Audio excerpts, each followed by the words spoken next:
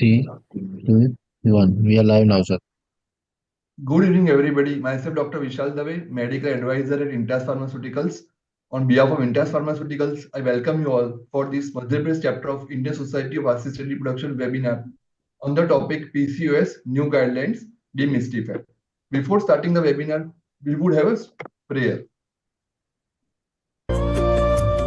शुभं कुरुत्वं कल्याणम् आरोग्यं धनसम्पदः शुभं कुरुत्वं कल्याणम् आरोग्यं धनसम्पदः शत्रुबुद्धिविनाशाय दीपज्योतिर्नमोऽस्तुते दीपज्योतिर्नमोऽस्तुते शुभं कुरुत्वं कल्याणम् आरोग्यं धनसम्पदः.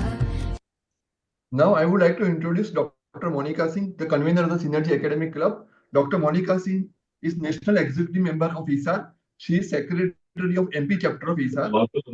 She is also the convener of ISAR Perfection Series, Oxy Symbiosis Series, and this present is now I will hand over the session to Dr. Monica Singh. Support team, please Verma mute आपकी everybody. आवाज आ रही है. Support team, please mute everybody. Yes, sir. Over to Dr. Monica Singh, madam. Yes.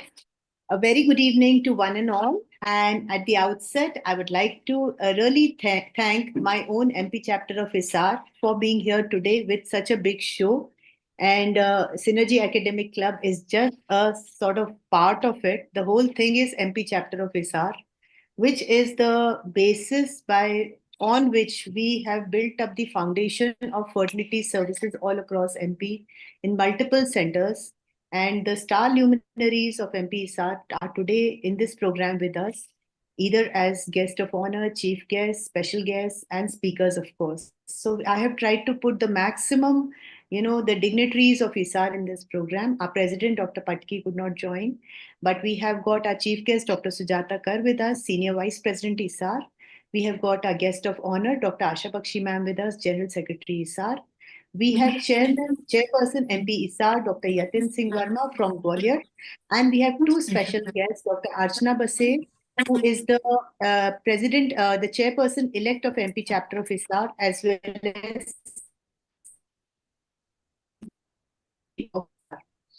so myself, Dr. Monica Singh, convener of this show. Let us go ahead with demystification of PCO guidelines. In the next 2.5 hours, we are going to walk you through the new PCOS diet guidelines, how they can be dissected according to the clinical spectra they have changed over the next decade. How are we going to decode PCOS by Dr. Kaveri Banerjee from Delhi.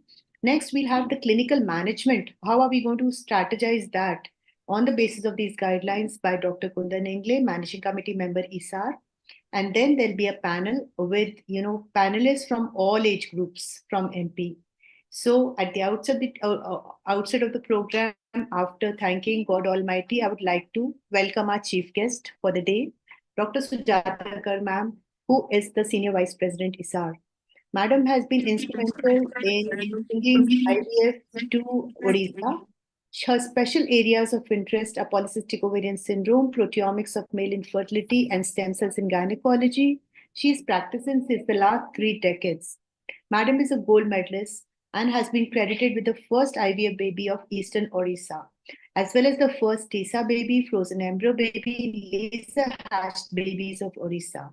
She has been awarded with the Parichaya Award for Women Achiever in Odisha 2019 from the hands of Honorable Governor Odisha, Devi Award for Dynamism and Innovation from CM Odisha, as well as the Brand Icons Excellence Award 2018 for the Best IVF Center in Eastern India. She is an avid researcher and academician, has given 18 original publications over the years, male infertility chapter in PubMed, many chapters in books and newsletters, and she is a reviewer of many international journals. We know her as our very dear and affectionate honorary past Secretary General of ISAR, when she held our hand and led us through our journey of ISAR.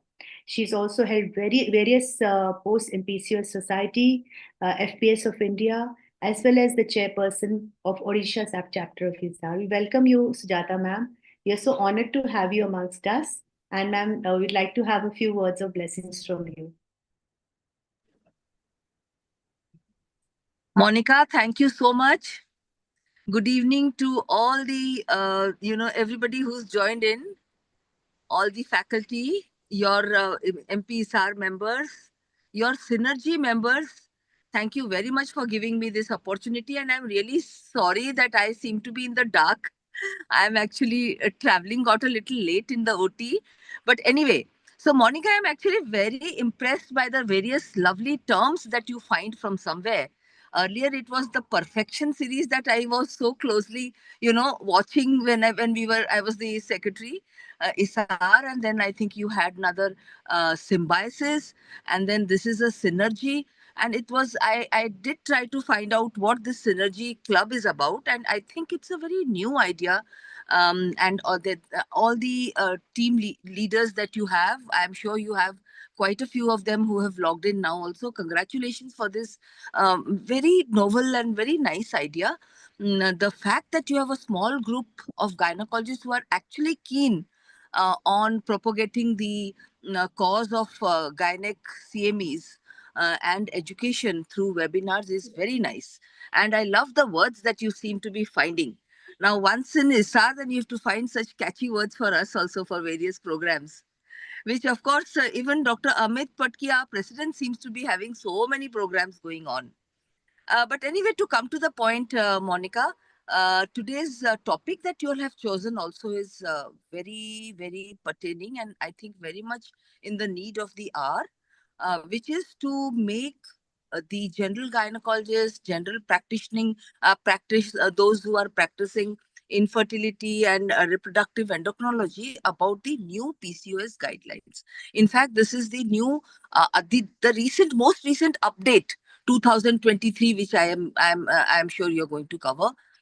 So that is a fantastic topic that you've chosen. Also, I wish to let you know that I hope that all those who are attending this webinar today will become PCOS Society members, because through PCOS Society, when this guidelines came out, our president, Dr. Durusha, she sent a ready reckoner.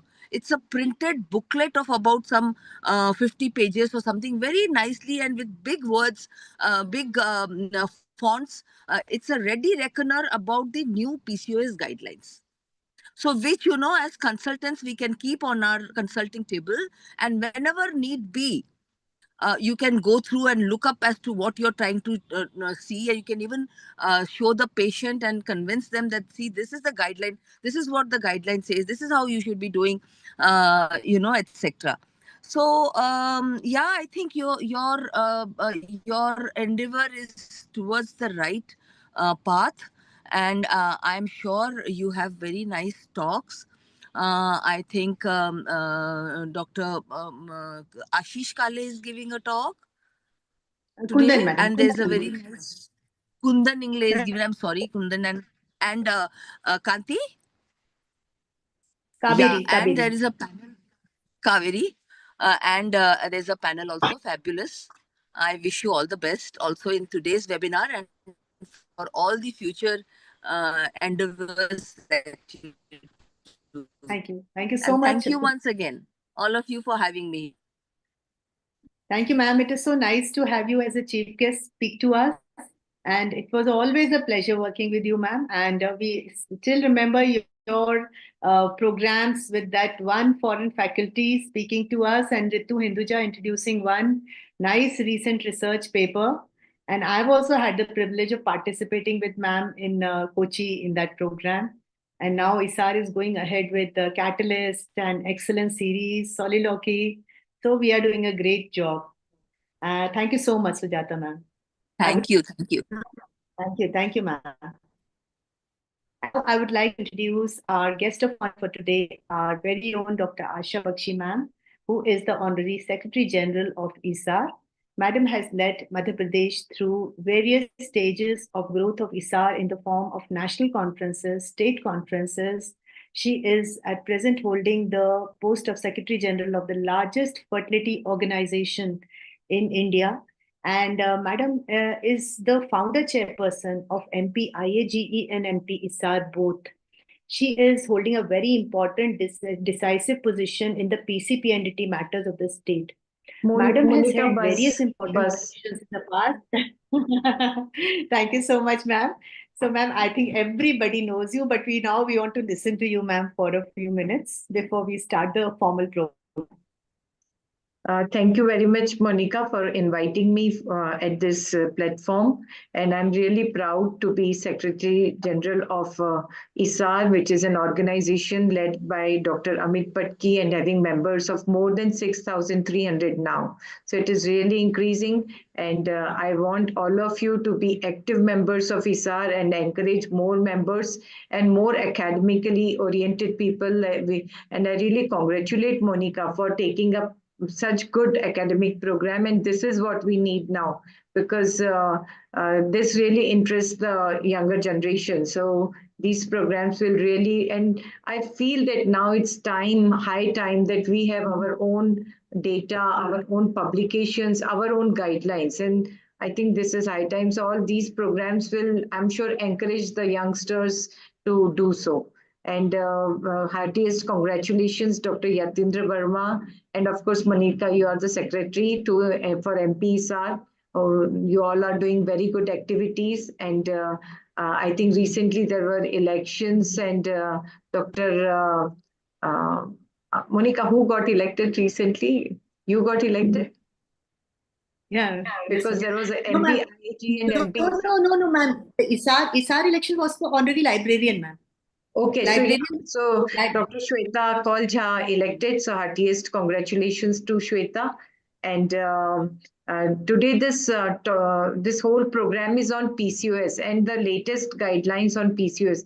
I think PCOS is such a prevalent problem of our country, and there are so many myths about it, and at the same time it is being overdiagnosed also. Any girl people see and they say it is PCOS, and maybe it may be the other way around. So I think it's very important that we get lots of tips from Dr. Kaveri Banerjee and Dr. Kundan, and through the panel discussion that you are moderating, and lots of clinical tips and exact diagnosis and how to deal with will be evident. So I think I should not waste a lot of time, but it's really nice to see you all and wishing you all the best. Thank you. Thank you, Asha ma'am, for those nice words for the program and for all of us. And we would really appreciate if you could get some expert comments from you and Sujata ma'am. If in the middle you could just, peep in and see how it's going, then probably things might interest you, because we have a lot of, good things in the program today, which are going to give us carry home message for our practice. Sure. Thank you very much, Dr. Asha Bakshi ma'am. Sure. Next, I would take the honor of introducing our very own chairperson, MP ISAR, because of whom this program could take shape. And we have been working together for last 2 years after ISAR Bhopal.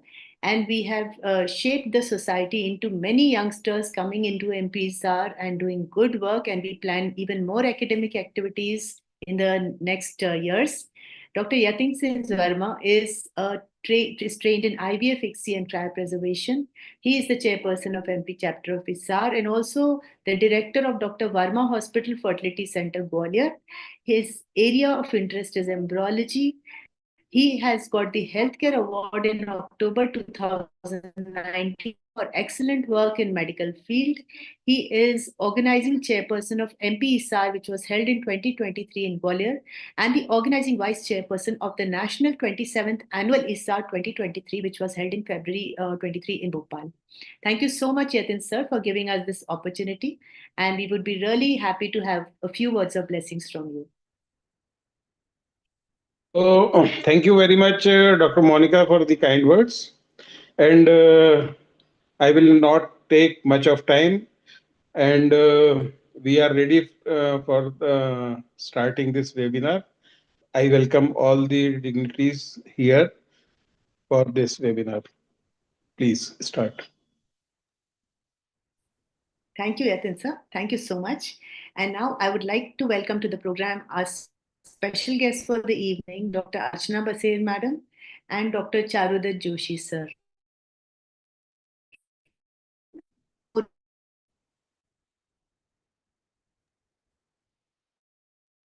But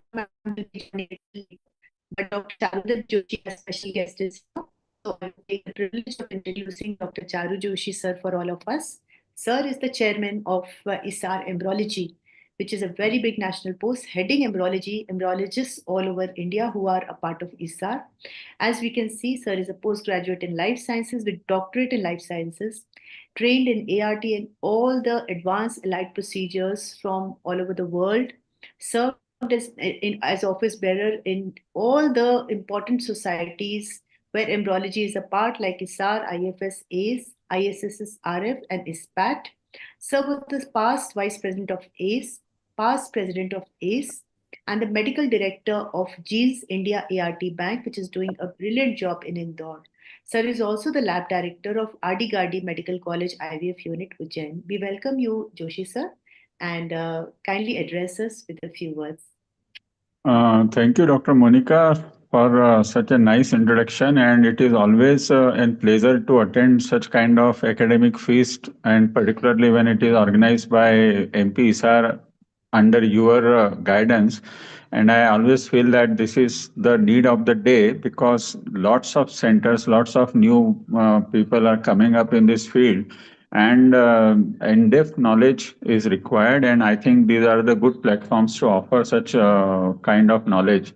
So I would like to thank you for inviting me here as a special guest. And without taking much time, I would like to hear the speakers, and let's go on with the program.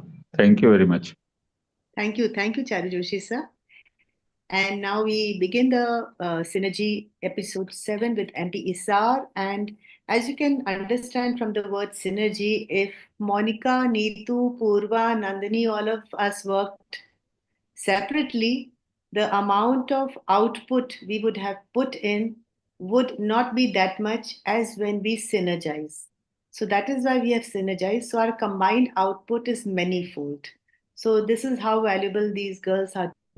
They are very accomplished gynecologists of Bhopal, working in AIMS Bhopal, working in OBGYN department of GMC Bhopal, and they work with me to create these beautiful programs. Thank you so much, Dr. Neetu Mishra, Dr. Purva Bhatku, Dr. Nandini Singh Bhati. Dr. Neetu is not with us today evening, but Dr. Purva is there and who will be conducting the program for us. Thank you very much. We start the first session. Thank you so much, ma'am, for your kind words. Now moving to our first session, that is on the new PCOS guidelines dissected. I invite our chairperson, Dr. Malti Bhujwani ma'am, Dr. Anju Verma ma'am, and Dr. Jayashree Sridhar madam. Dr. Malti Bhujwani ma'am, madam is presently director of Malti Hospital and Test Tube Baby Center, which is an advanced healthcare institute having world-class facilities. She has been a very active member of our Bhopal Obstetric Gynae Society. We welcome you, ma'am, to chair the session. Next, we have Dr. Anju Verma, ma'am. Madam will be joining shortly. She is presently infertility specialist Dr. Anju has joined, Purva. Yes. Yeah.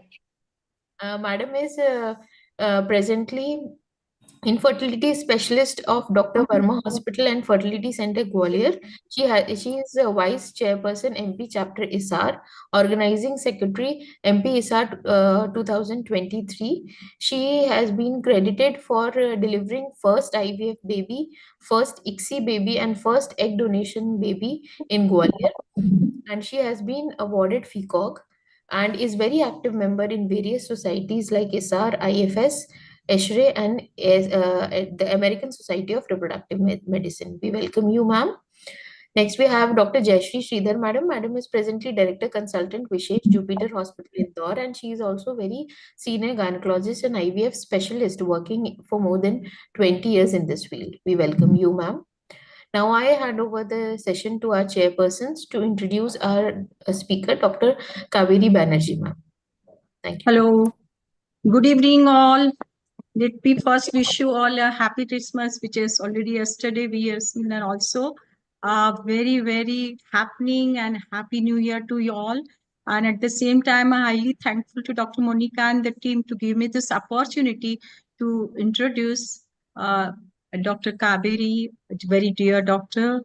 And let me see to her credit, so many things and so many awards are there. She is medical director, Advanced Fertility and Gynecological Center. She is alumni of AIMS New Delhi, and she has to her credit FRCOG London, UK. She is Commonwealth Fellow in Reproductive Medicine, and also she has received many awards like Bharat Jyoti Award, India Today Excellence Award, Bhailal Bhai Jhaveri National Award, and Price Waterhouse Coopers Award, Economic Times Award, and also IVF Icon Award Asia, and also IVF Icon of India Award. And to her credit, there are more than 50 articles published in the national and international journals of repute and numerous original research work.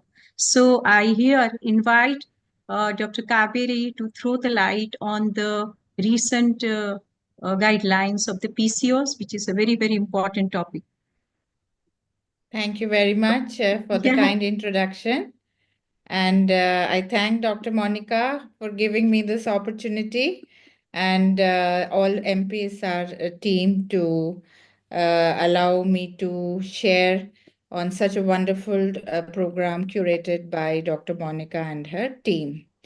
So the topic today is the new PCOS guideline dissected, and I shall be mainly talking about the diagnosis, the lifestyle, and will not cover the ovulation induction or other aspects of this guideline because it's beyond the scope of the time. And also, I feel that, and Dr. Monica and I felt that the other aspects of the guideline are also extremely important to know the basic understanding of. So, we all have been following the Rotterdam criteria till very recently, and as we all know, out of oligomenorrhea, hyperandrogenism, polycystic ovaries on ultrasound, where there was the presence of 12 or more follicles in one ovary, either two of these three criteria, it would make the polycystic ovary syndrome. It had various downfalls of the criteria, and multiple modifications, including phenotypes, etc., came in. And very soon in 2018, the ESHRE, the Australian Society, and the ASRM came out with this international evidence-based guideline of PCO diagnosis and management. It was an extremely well-curated guideline.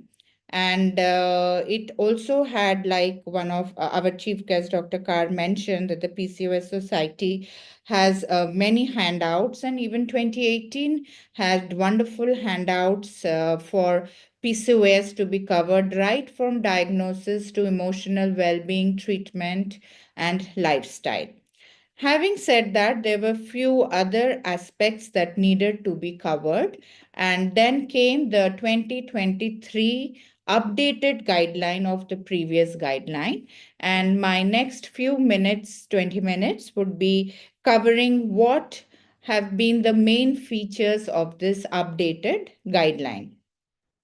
Now, the 2023 guideline offers a more nuanced and comprehensive recommendation reflecting advancements in research and a deeper understanding of PCOS.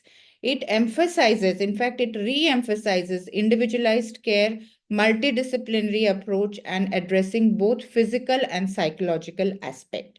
So whenever we, as a fertility expert, and I shall be dwelling more on adult PCO, and the adolescent would be taken later on in the panel discussion in further detail.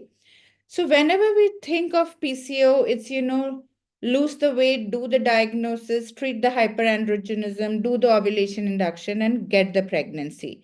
Somewhere in this, of course, lifestyle is very important. And as patients and as doctors, we struggle to get it right, to get the lifestyle in place, which in many instances is the key to success. Maybe you will not need all that ovulation induction and IVF if you have these initial basics in place.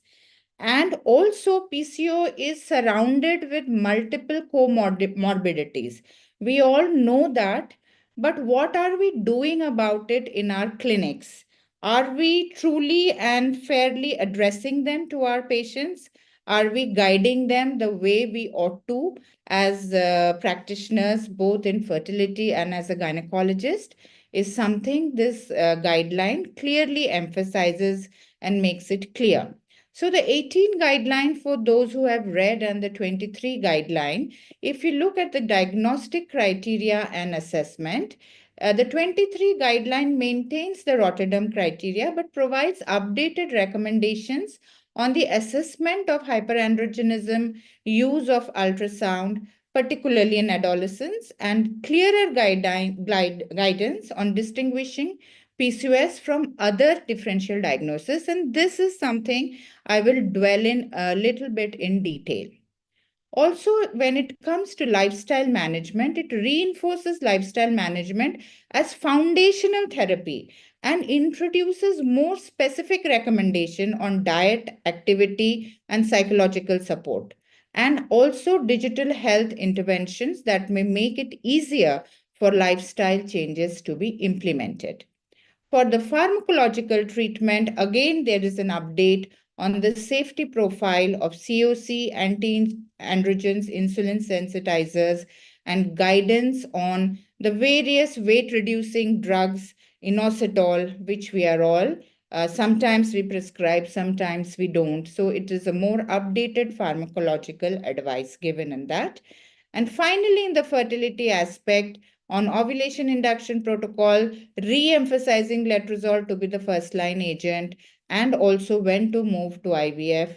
And it has readdressed the implication of PCO and pregnancy and long-term reproductive health, which was not much addressed in the 2018 guideline. So whenever there is a guideline, there are certain recommendations, EBR, CR, and PP. What does it mean? EBR is evidence-based guideline. So that means there is enough scientific paper to say that this is what we should be doing. CR is consensus recommendation. That means the group that has given this recommendation feels that with some evidence from the general population, this is the recommended practice. And practice point is the evidence is not sought. The group feels that this is an important thing that must be added in the recommendation that is being formed. Again, it has few algorithms, so it's a huge guideline of about 200 plus pages. But at the end, there are beautiful algorithms which gives it in synopsis as to how we can go about the diagnosis, the risk assessment, emotional well-being. This is a very important part of PCO, and we recently had a National ISAR Congress on how ISAR can come up. Dr. Asha Bakshi ma'am was leading that, and in that emotional well-being, and of course with Dr. Amit Patki sir, is so important. And somehow again in our reflex to get the pregnancies going, we sometimes seem to give as much importance to it as it is due. Lifestyle was the next algorithm. For non-fertility issues, what medications, and for fertility, what needs to be done. So let's deep dive into algorithm 1, which is the screening and diagnostic assessment and risk assessment. So the diagnosis has become very clear now. You need just 2 points. One is irregular cycles, and the second is clinical hyperandrogenism. So if you have these two, then you have the diagnosis of PCOS. But what do we do if there is no clinical hyperandrogenism and only irregular cycles? Then you test for biochemical hyperandrogenism. So you do your testosterone levels. We will come to that. And once that has come, and say you have just irregular cycles or hyperandrogenism, just clinical hyperandrogenism, then comes the role of ultrasound. And in ultrasound, they have increased the number of follicles in the size of 2 to 9 to about 20 per follicle. And they have also added AMH to be one of the criteria to be added as a diagnostic criteria in adult. It's either ultrasound or AMH. So we'll come to these in detail. So let's just get it clear first that in Rotterdam, it was the two of these three, but now it's just irregular cycles and hyperandrogenism. So once we come to irregular cycles, and they have gone deep into adolescent cycles, and the reason they went deep into that was the overdiagnosis of PCO in the adolescent age group. And so I'm going to cover the adult part of it. And in adult, the irregular cycles is what we know. If it is more than 3 years from the onset of menarche, it is less than 21 days or more than 35 days or less than 8 cycles in a year. So if any woman has this, the next thing you should see is, does she have hyperandrogenism? Is there acne? Is there hirsutism? And if there is no such, then you do your testosterone levels. So clinical hyperandrogenism in adults can be acne, female pattern of hair loss, and other hirsutism factors.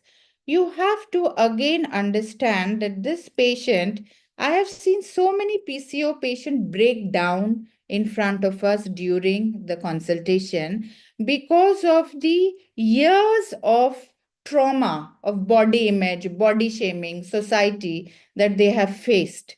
And it is time we acknowledge that and extend a support of empathy towards them and also include the family spouse in our discussions. So hirsutism is very important for the young girls also and for the women we treat for fertility. So sometimes it's difficult to diagnose hirsutism because they treat it before they come to us. So it is important to also ask a few questions or maybe take the patient in isolation where she will more freely give history of her hirsutism. Clinically, as we know, acne is to be seen whether there is blackheads or whiteheads and whether there's pustule, whether it is affecting the entire face area or the shoulder area. And of course, the modified Ferryman-Gallwey score for the hair, we should know the various areas that we need to look, the upper lip, chin, chest, upper abdomen, arms, thighs, upper back, lower back, and then grade it from 0 to 30 score. And anything more than 6, in some studies it's 8, is hirsutism, and anything more than 15 is severe hirsutism. So, of course, a quick clinical look gives us the impression, but it's always good to make an objective assessment of hirsutism.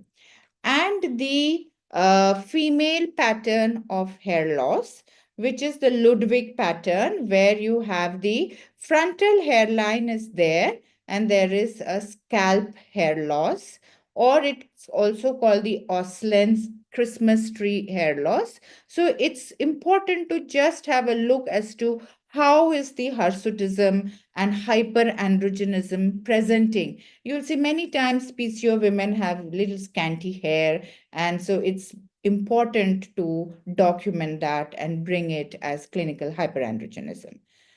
Once this is done, so you have the two irregular cycles and clinical hyperandrogenism, but if it is not there and there is irregular cycle, then total testosterone and free testosterone is used for diagnosis, and it is done, it's a reliable assessment of biochemical hyperandrogenism is not possible on OCs.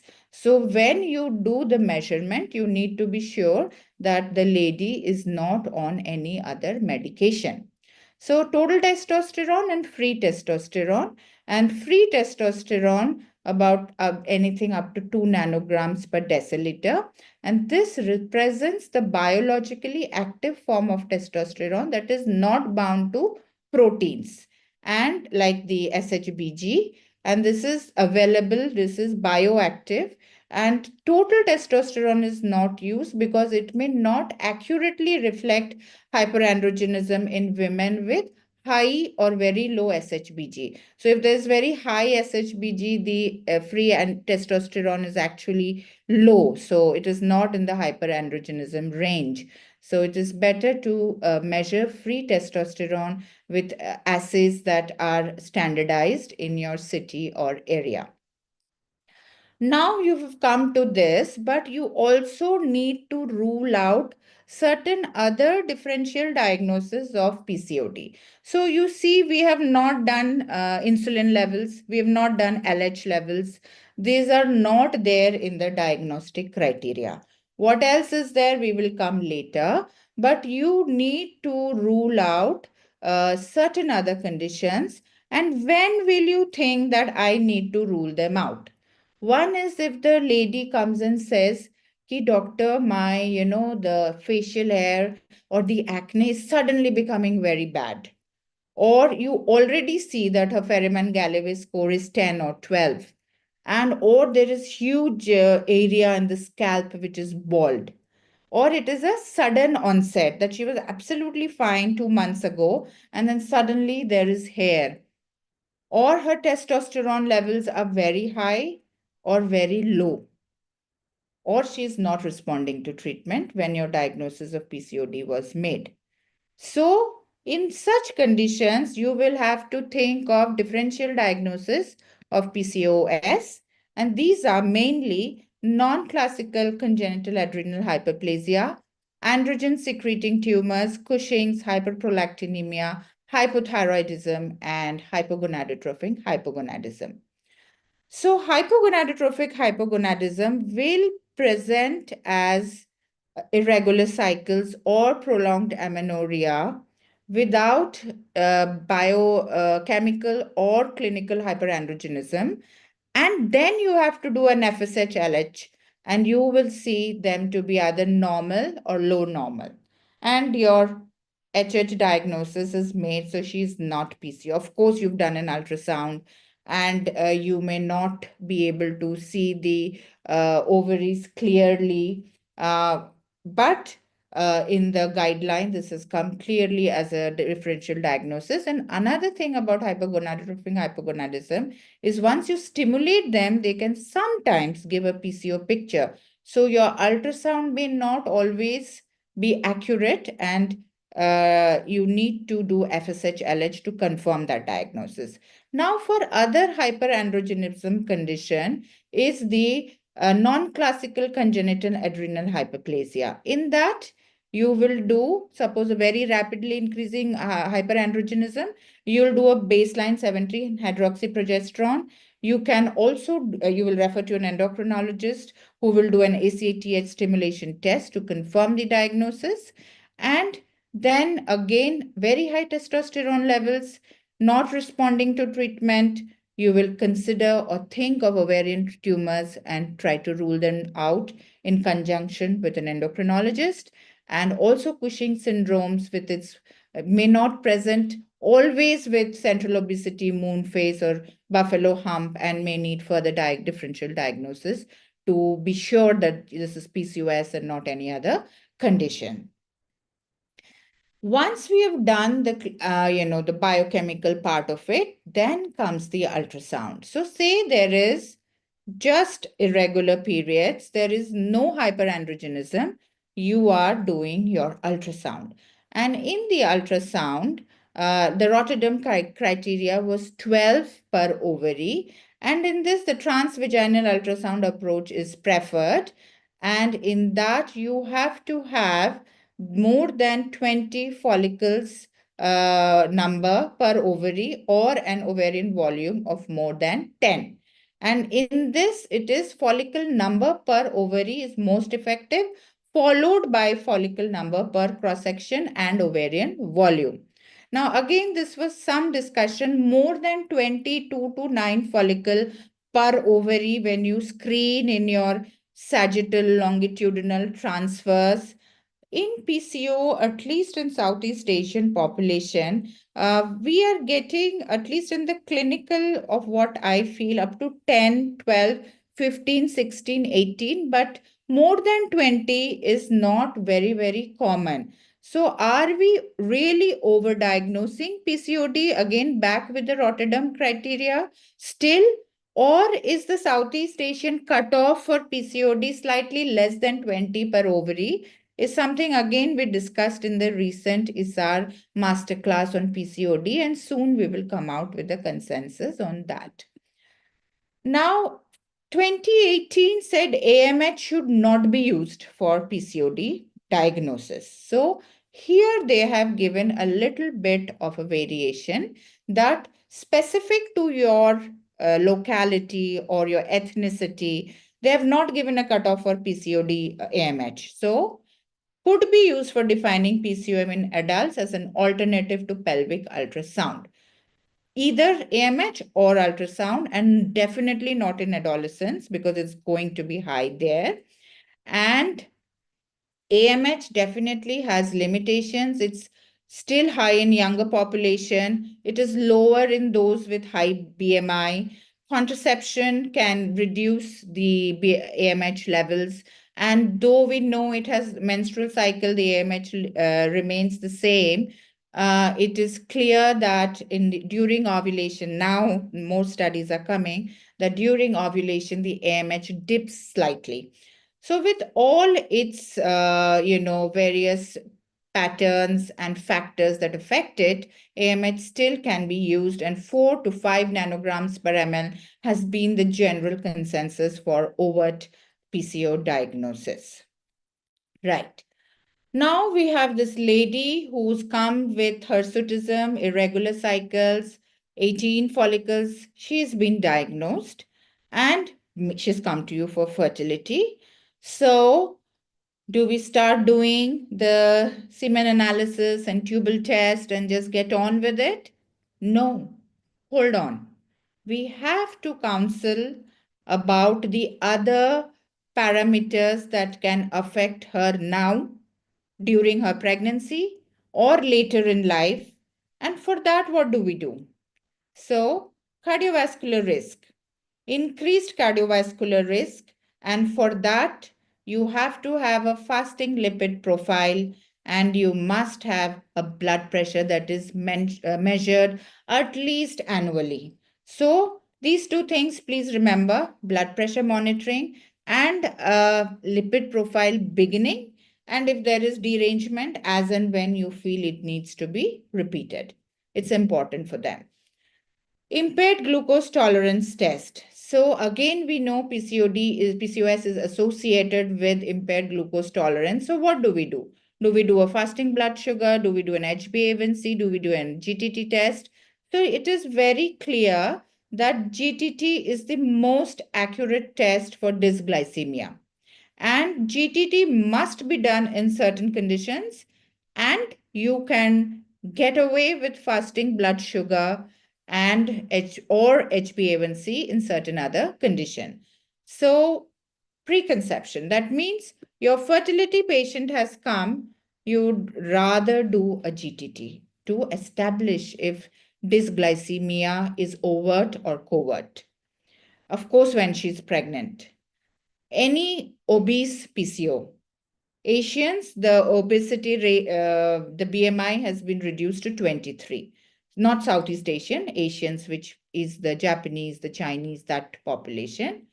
If there's a family history of diabetes, and if there's high-risk ethnicity. High-risk ethnicity in PCO is very clearly written in the 2018 guideline. In 2023, they've not mentioned much, but Southeast Asia, our population is high risk for PCOD, and East Mediterranean is high risk. Even the Mexican population is high risk. So for them, OGTT is important. And the other second line for testing, that is fasting blood glucose or HbA1c. Then you need to know that there is obstructive sleep apnea, and if there is symptoms, then they need to be associated with your multidisciplinary team. Endometrial cancer is common in PCOS more than the non-PCO population, but the risk is about 2 to 6 fold, and you should have a low threshold for investigation. And when do you want to test for endometrial cancer? In the very obese ones with prolonged amenorrhea, irregular bleeding, persistently thick endometrium, routine screening in all PCOD for endometrial cancer is not recommended. And the treatment that they have given is a pragmatic approach, can include progesterone therapy in those with longer than 90 cycles. So you are not exposing the endometrium to amenorrhea for too long, and it is better that they get at least 10 to 12 cycles, if not 12, at least 10 cycles in a month, more than 8 cycles in a year. Sorry. Right. So this was the diagnosis. Then it was your overall metabolic syndrome, cardiovascular, sugar, sleep apnea, endometrial cancer. And now the very important, which we sometimes try, it goes back in our zeal for, at least I'm speaking for myself, fertility treatment. Though we have empathy, we have counselors, but they have really stamped it in this guideline that please look into their quality of life, see whether they have anxiety or depression, see if there is a psychosexual dysfunction because of this condition, what is their body image issues, and are they suffering from eating disorders? And this is very, very common in adolescents, which I'm sure Dr. Monica will cover in the discussion. And in that, the main tip is that mental health condition should be offered psychological therapy as first-line management. And we must avoid inappropriate antidepressants and anxiolytics. So, of course, we should give them when necessary with a psychiatric consultation and mental health consultation. So we have come from gynecological diagnosis to endocrinology to cardiovascular and now to mental health. So this is a condition that really needs overall management, and you should have your team on board, or at least you should have associated doctors with whom you will liaise for this one patient whom you want to give full treatment. In the behavioral, now we come to lifestyle, as to how before they go for treatment, how can we effectively implement lifestyle changes? What can we tell them? So goal setting is very important, and I am really this fan of the SMART goal technique. And what it is specific, measurable, achievable, realistic, timely. And this, you can do it for everything in your life, to be honest. You can achieve only those goals which are specific. You label it. You lose 2 kilograms in 1 month. It was specific. It was measurable. Is it achievable? Can this lady lose 2 kilograms in a month? You can say, okay, let's make it at least 1 kilogram in 1 month. Is it realistic and is it timely? So follow up. So let her come back in a month and see how it is going. You can have a team to do that. You could do it yourself if that's what you're enthusiastic about. But make it smart, make it measurable, make it timely.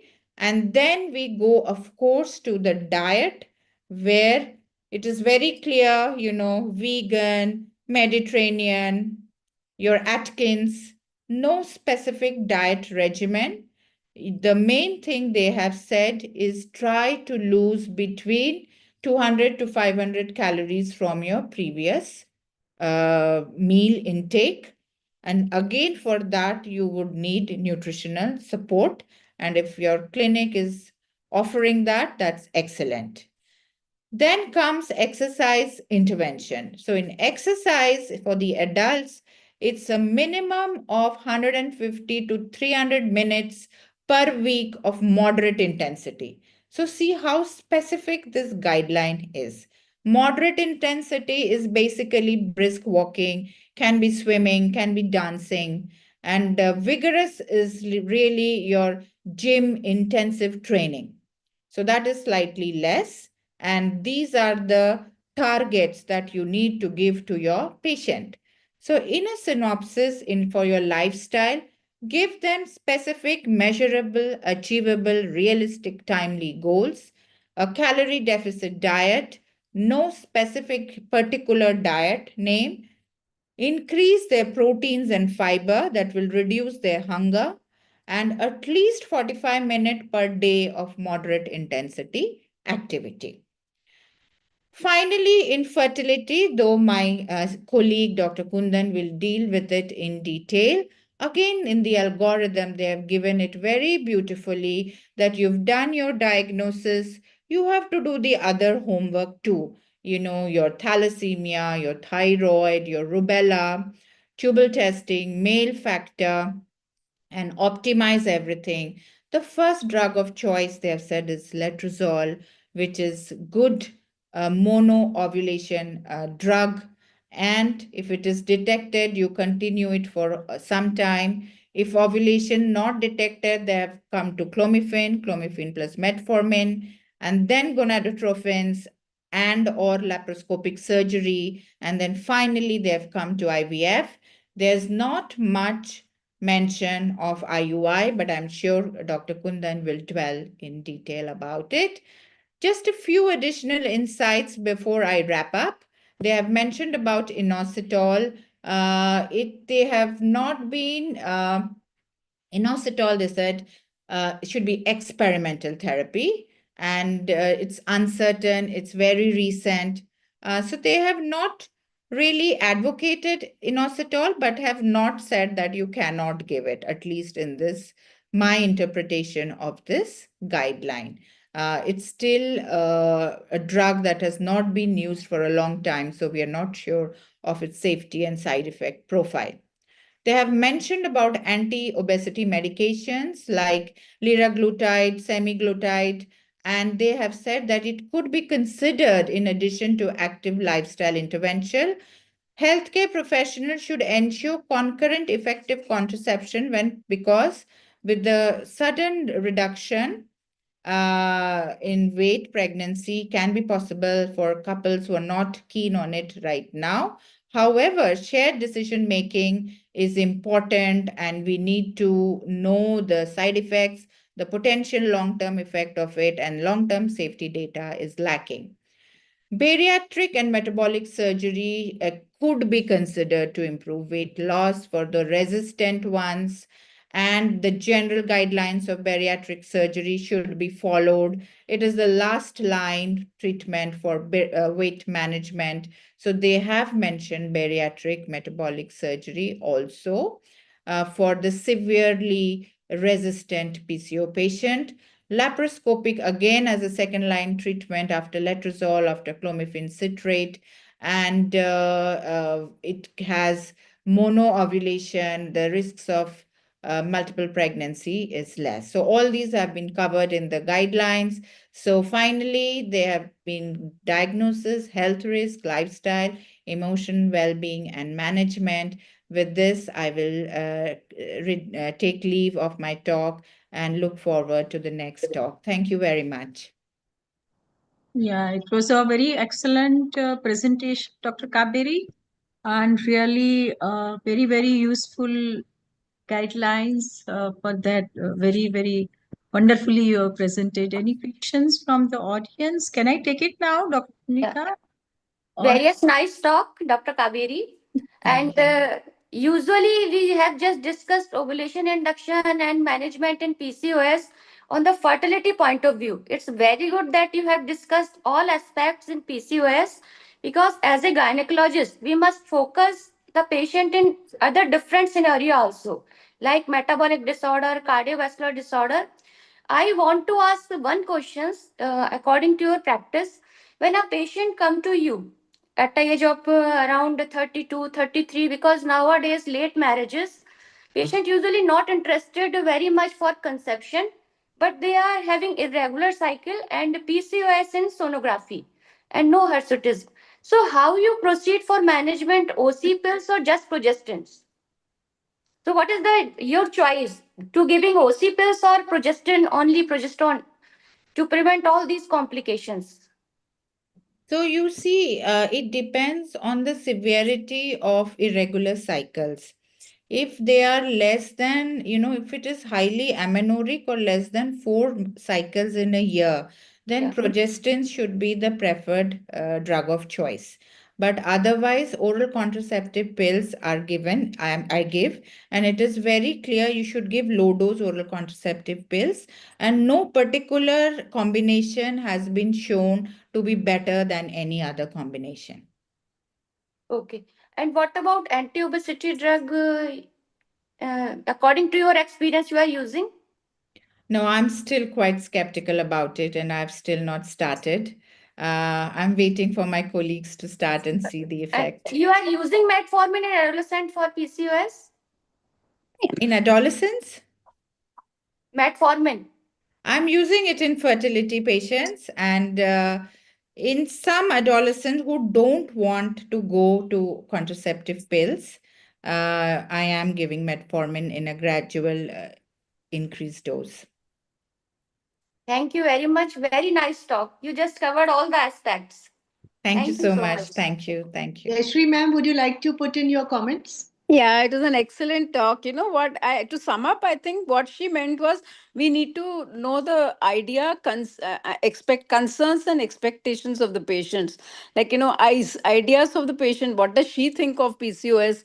And concerns is what is she scared about? Like, we might be thinking she's already 32, so we need to, counsel her for fertility. But maybe she's more bothered about her obesity. And liraglutide or even semaglutide has come up in a big way, and it is quite effective. My reproductive endocrinology colleagues have started it for the last 1.5 2 years, and they have reported good things.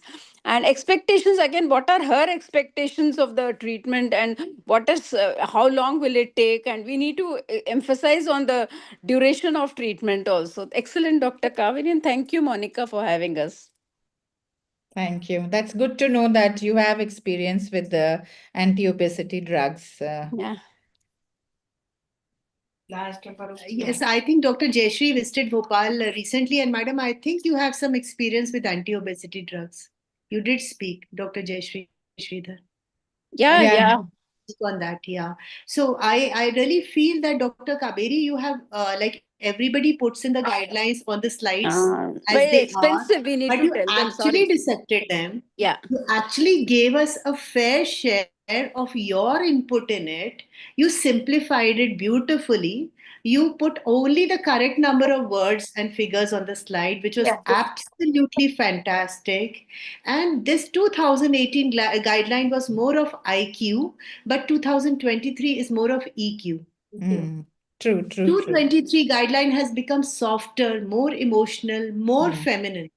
So I think it gives you that food for thought that PCOS is not an entity. She is a living woman. You have to deal Totally. with her, with all her emotional things in place. Thank you so much, Kaberi. Thank You did you. full justice to the talk. I'm so Thank happy you. to have you. Under your guidance, Monica. We had a discussion and she guided me that, this is what the people would want. And so thank you for the Thank you so much, opportunity. Kaberi. Thank you for pitching in just before New Year. My pleasure. My pleasure. Thank you. Thank you, Dr. Monica, choosing so nice topic on PCOS. Thank you, Anju. Thank you for joining. Yeah. We can go to the next talk. Yes, ma'am. Very good evening to one and all. After gaining an in-depth knowledge about the new guidelines on PCOS, we move forward to our next topic, that is the latest PCOS guidelines and evidence-based management strategies by Dr. Kundan Ingwen, sir. The session will be chaired by Dr. Kusumlata Singhal ma'am, Dr. Monica Singh ma'am, and Dr. Aradhana Gupta madam. Dr. Kusumlata Singhal ma'am, madam is director at Koteshwar Hospital, Gwalior. She is also the joint secretary of IMA Gwalior, and madam is also advisor of Gwalior Obsgyne Society. She has organized many FOXY affiliated conferences, including the Yuva FOXY, and she has also written a book on Drishtikon, which has an intention to change the mindset of Indians regarding female child. We welcome you, ma'am. Our next guest Our next chairperson is Dr. Monica Singh, ma'am, our own convener. Madam is the National Executive Member of ISAR. She is the founder president of ISOPAP chapter of Bhopal. Madam is Vice President of Bhopal. Okay, that's okay, Nandini. That's okay. Thank you so much. Thank you, ma'am. Thank you. Our next chairperson is Dr. Aradhana Gupta, madam. Madam is Director and Consultant at Aradhana Test Tube Baby Center. She is also the Managing Committee member of MP SAR. Madam is Foxy accredited trainer for infertility courses since 2013. She has a varied experience of 29 years in the field of reproductive That's medicine. enough. That's enough. Thank you very much. We welcome you, ma'am, to chair the session. I request my chairpersons to kindly introduce the speaker for today. May I introduce? Yeah, please. So, Dr. Kundan, I think we all know him very well. He is a very humble person, and plus he is very intelligent also. And we all know he is a chairperson Infertility Committee Foxy 2022-23, and managing council member ISAR 22 and 24 to 24. He is a director of Nirmiti Clinic, Center for Assisted Reproduction and Endoscopy, Pune, Vice President POX 2023 to 24, and founder, treasurer 2011 to 24, and librarian 23 to 25, Maharashtra chapter of ISAR. He has presented a research paper at ASRM 2020 on prospective RCT on of estradiol validate hemihydrate in FET. He is the owner of ART Bank also in Pune. So he is running both the business. He is doing IVF and ART Bank both, and presented first time research at 6th COGI World Congress at Vietnam on use of GCSF subcutaneously for thin endometrium. So Kundan, we welcome you. Thank you. We are going to have a good academic feast that we are hoping with you. Thank you, Dr. Aradhana, Dr. Monica, and Dr.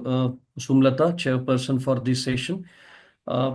Big thank to our Maharashtra, Madhya Pradesh ISAR chairperson, Dr. Yatindra Verma, and Dr. Monica Singh as a secretary for giving me this opportunity and for the very kind invitation to be a part of this CME on PCOS new guidelines demystified. And I think we have witnessed a fantastic lecture by Dr. Kaveri about, really dissecting those guidelines and giving us each guidelines meanings and kind of views. So today my part is going to be typically on infertility management about this PCOS patient. I hope my slides are clear to you and my voice is clear. Yeah.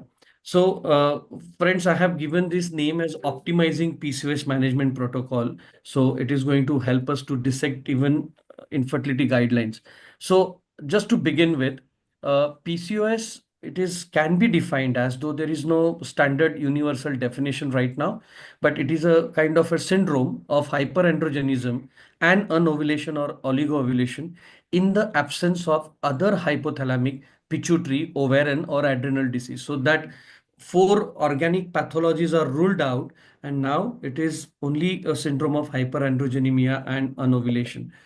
Now we are following this Rotterdam criteria, where 2 of these 3 criteria has to be present. Dr. Kaveri has already mentioned about it, that either we can have a polycystic pattern of ovaries on ultrasound, oligo or anovulation, that is patient coming with anovulatory cycles, and also clinical or biochemical evidence of hyperandrogenism. You don't need all 3, you just need 2 of them. Now, what are those clinical and biochemical findings which are suggestive of insulin resistance? Because insulin resistance is a kind of a phenotypical representation of PCOS. You don't see or you can't elicit any signs just looking at the patient. So you have to do certain tests. You have to look for certain clinical findings also, like it is listed here. So most important, the first thing which is even our 2023 guidelines has suggested to do a glucose tolerance test. And if the fasting blood sugar, if it is more than 100, or 2-hour blood sugar more than 140, you can diagnose it as a insulin resistance. But you may get lots of PCO patient who does have a insulin resistance, but their GTT is not normal. I mean, that's not abnormal. It is still normal. So then you have to look for other clinical signs like obesity, waist to hip ratio we have to measure. You have to look for subcapsulary skin fold or acanthosis nigricans, which is typical skin thickness at the nape of the neck. You may have a fasting insulin levels more than 30 MIU per liter. You may have a glucose to insulin ratio less than 4.5.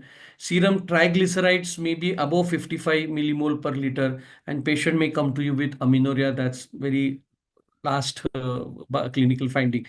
But you have to look for these. So even if you have 2 or 3 clinical findings and you may have abnormal GTT or normal GTT, you can consider this patient as having insulin resistance.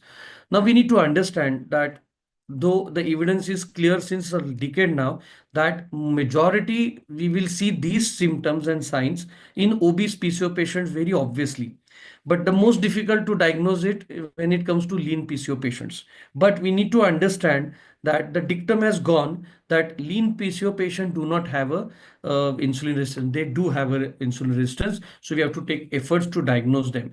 And we have to understand that whatever picture we see, infertility, hirsutism, menstrual disturbances, or she comes with obesity and obesity related endocrine disturbances. But we must understand the major reason which is not seen, and that is beneath the water level, and that is insulin resistance, and we cannot miss it out.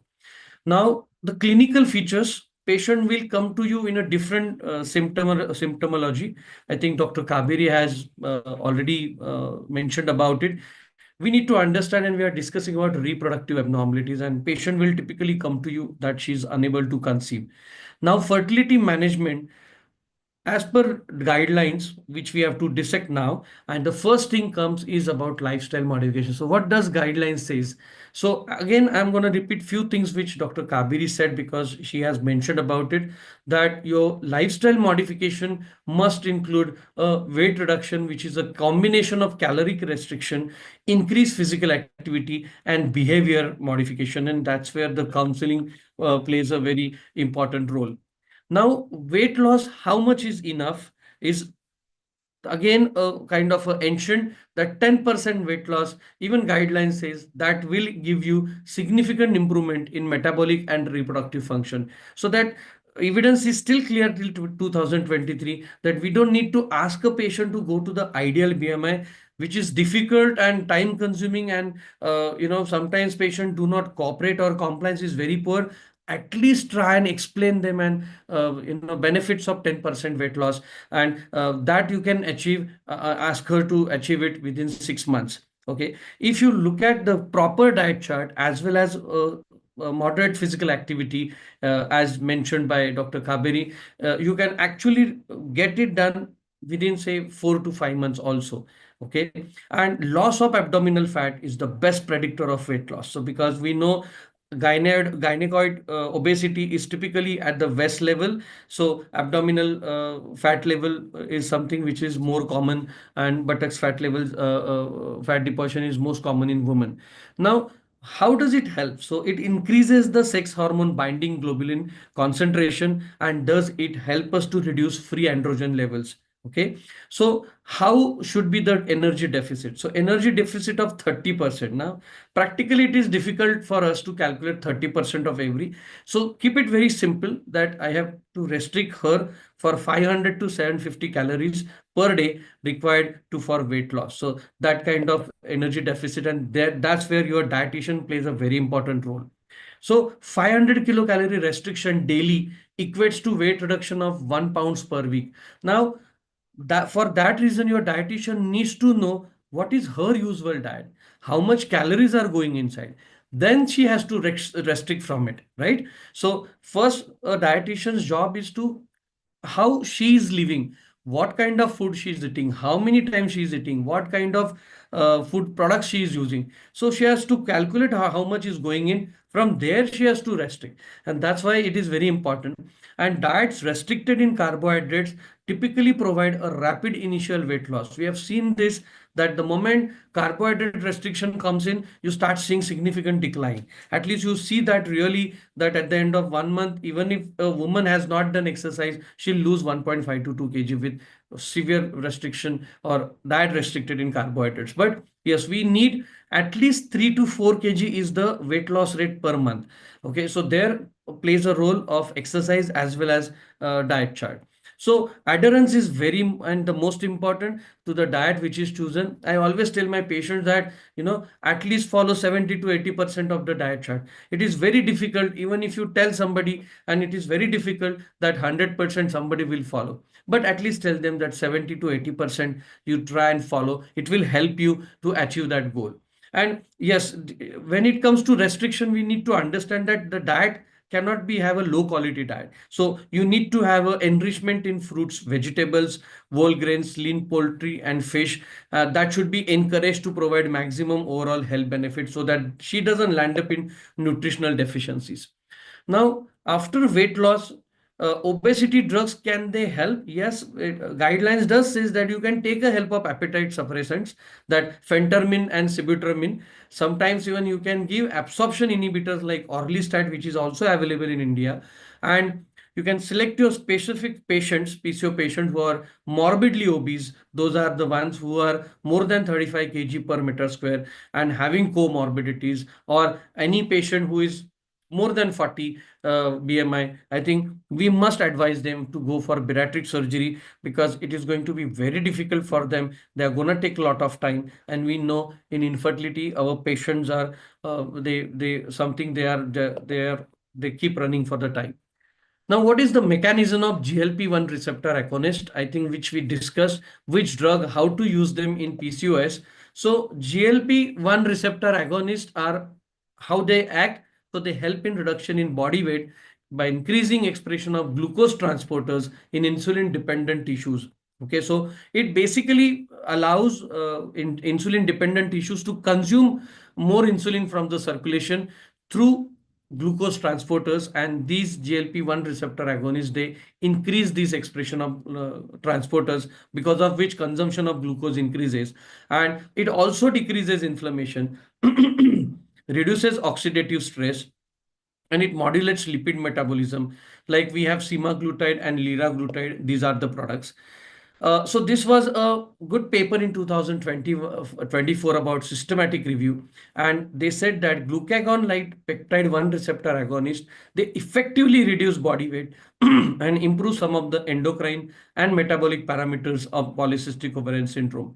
A combined treatment of these agonists along with metformin, they had a significant effect on the weight loss and also favorable results on endocrine and metabolic parameters. So especially our obese patient who has a prominent insulin resistance or even diabetes, I think giving them metformin and this agonist is going to really help, because they will, within 8 months time, with this drug and a diet restriction, they will be able to achieve at least 10 to 12 kg within 7 to 8 months. That kind of effect you get with these kind of drugs.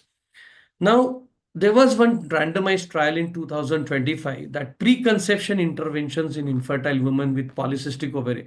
So here, lifestyle modification in what way? So one is calorie restriction with meal replacement, weight loss medications, and increased physical activity. This is what was and intention was to promote 7% weight loss. So accordingly, one group received OC pills, second group received lifestyle modification, as I just mentioned, and group 3 actually received both oral contraceptive pills also and lifestyle modification. So let us understand what have we achieved with any of these interventions. So cumulative ovulation rate, we found it more better in combined approach where you have given oral contraceptive pills and lifestyle modification, or even equally better if it is only lifestyle modification. But giving just oral contraceptive pills, especially about cumulative ovulation, you are not going to achieve much. So big no for only OC pills. Only lifestyle, yes. And if you can combine OC-Pills lifestyle, again, it is going to be, beneficial. What about live birth rate? Again, not much difference between only lifestyle and combining OC-Pills and lifestyle, but only lifestyle, again, proven that it gives you better live birth rate than only alone contraceptive pills. So again, we have to take a step and counsel our PCOS patients as per our 2023 guideline that lifestyle modification is the first approach, and preconception weight loss intervention not only eliminates the adverse metabolic oral contraceptive effects, but compared with oral contraceptive period, it leads to higher ovulation rate. Now coming to the next role after lifestyle modification and insulin role of insulin sensitizers. And here first we are going to discuss about metformin. So this was a 2017 Cochrane review, and they compared here insulin sensitizing drugs like metformin, rosiglitazone, pioglitazone, D-chiroinositol, those for women with a PCOS. So they included 48 studies and 4,450 patients were included. Out of them, almost 42 studies have studied metformin. Sorry.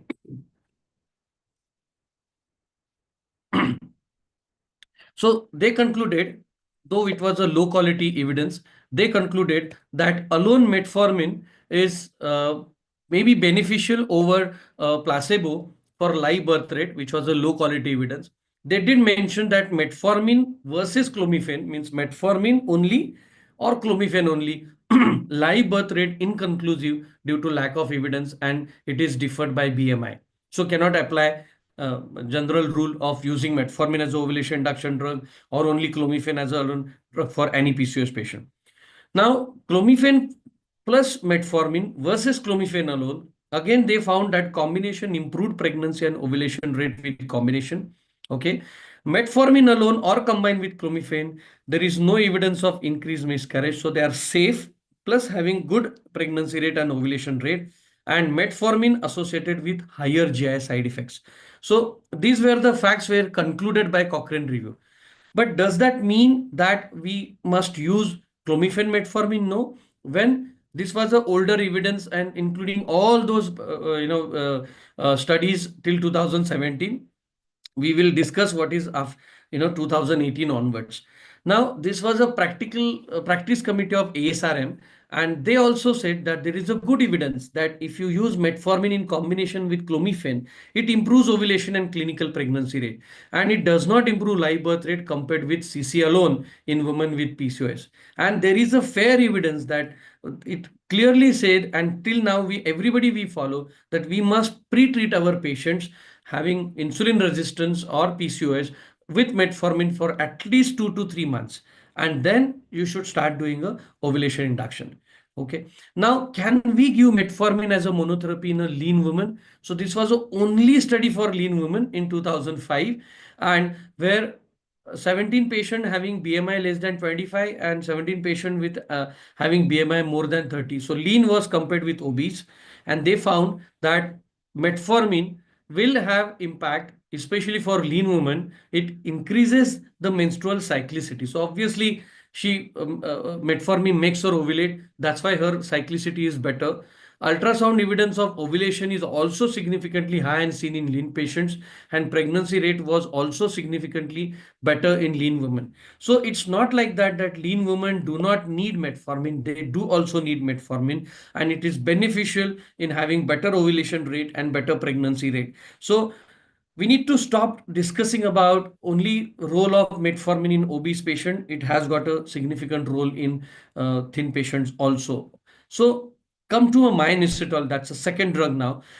It is considered as a safe and alternative approach for PCOS women by this German observational study, where 3,602 infertile women, they use myoinositol and folic acid for at least 2 to 3 months. Okay, here the dose which was used, if you look at very carefully, the dose which was used was 200 milligram twice a day. Okay, that is per day, it is going 400 gram. That's a quite high dose.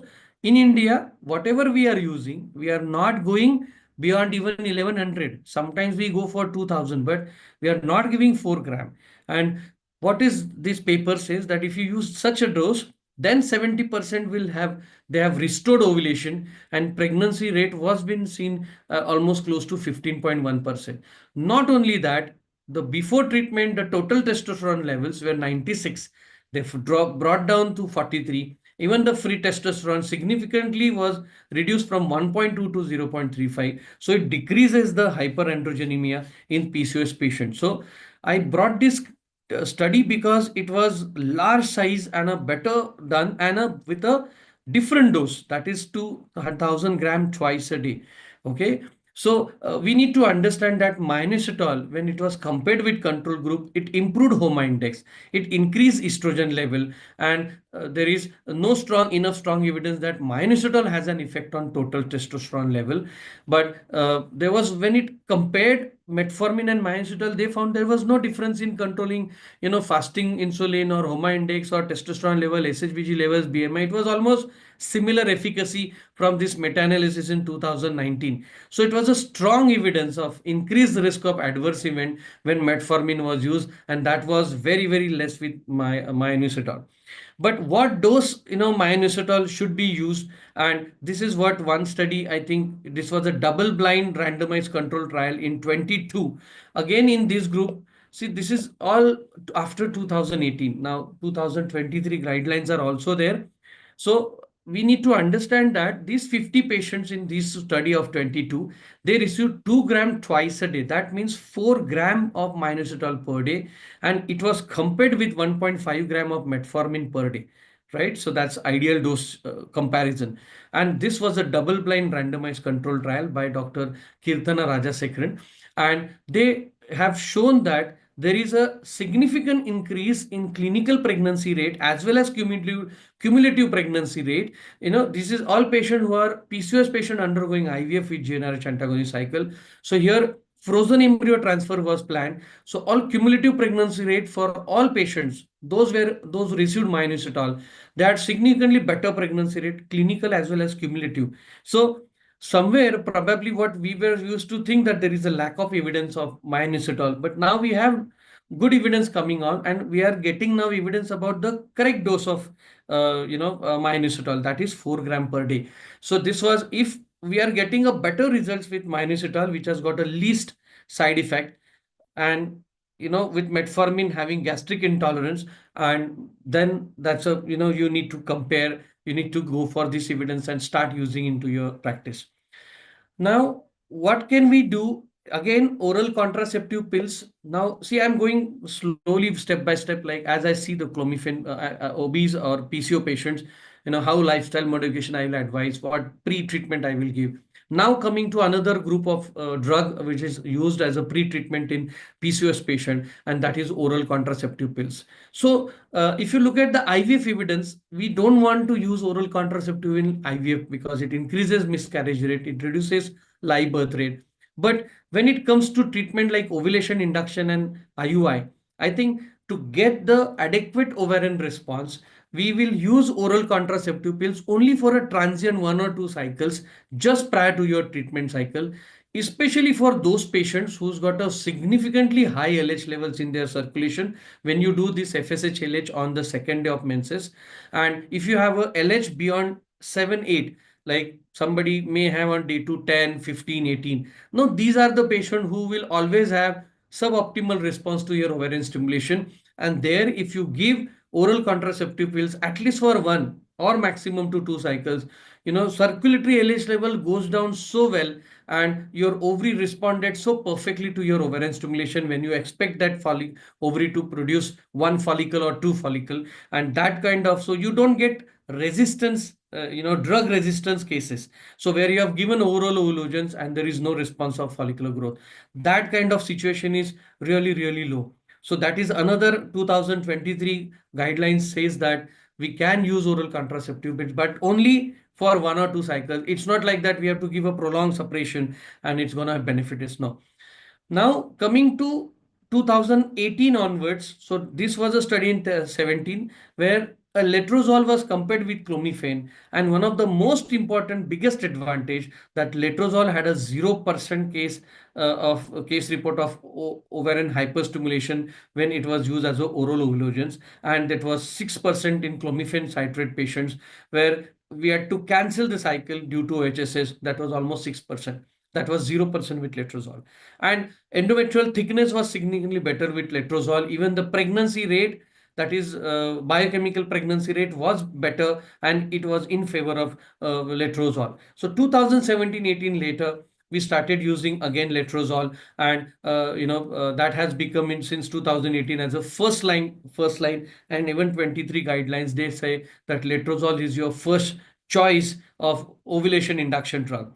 Now, this was a double-blind multicentral trial that was in 2014, and which clearly said that if a patient who is undergoing, say, treatment, and you want to do a live birth rate calculation, the cumulative live birth rate was significantly with letrozole. Cumulative ovulation rate was significantly with letrozole. The pregnancy loss and twin pregnancy rate was not so significant difference between both the drugs. So, but the outcomes were better.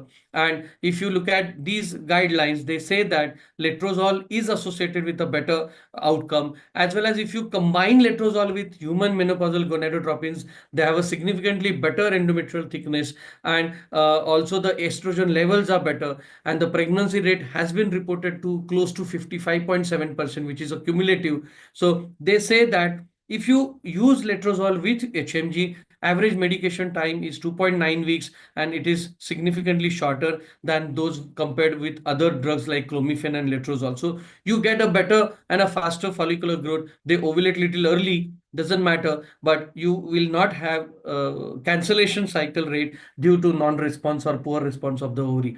So these were the evidence which was available.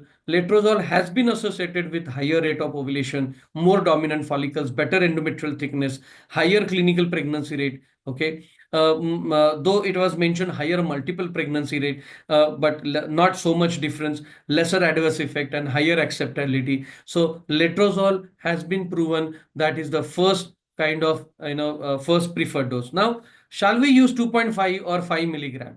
So this was a comparative prospective randomized trial, and they found that the total number of follicles was significantly higher in patients receiving 5 milligram of letrozole, and pregnancy rate per cycle receiving 5 milligram of letrozole was statistically higher than patient receiving 2.5, that was 26 versus 5.9%. So even these papers have clearly given us 5 milligram has got a little advantage, but can we still go further and use 7.5? So this was a prospective randomized trial. This study did not show any advantage of using 7.5 over 5. So 5 milligram should be okay. Now, what guideline says? The guideline says that minimum at least 2.5 is sufficient to have a single dominant follicle.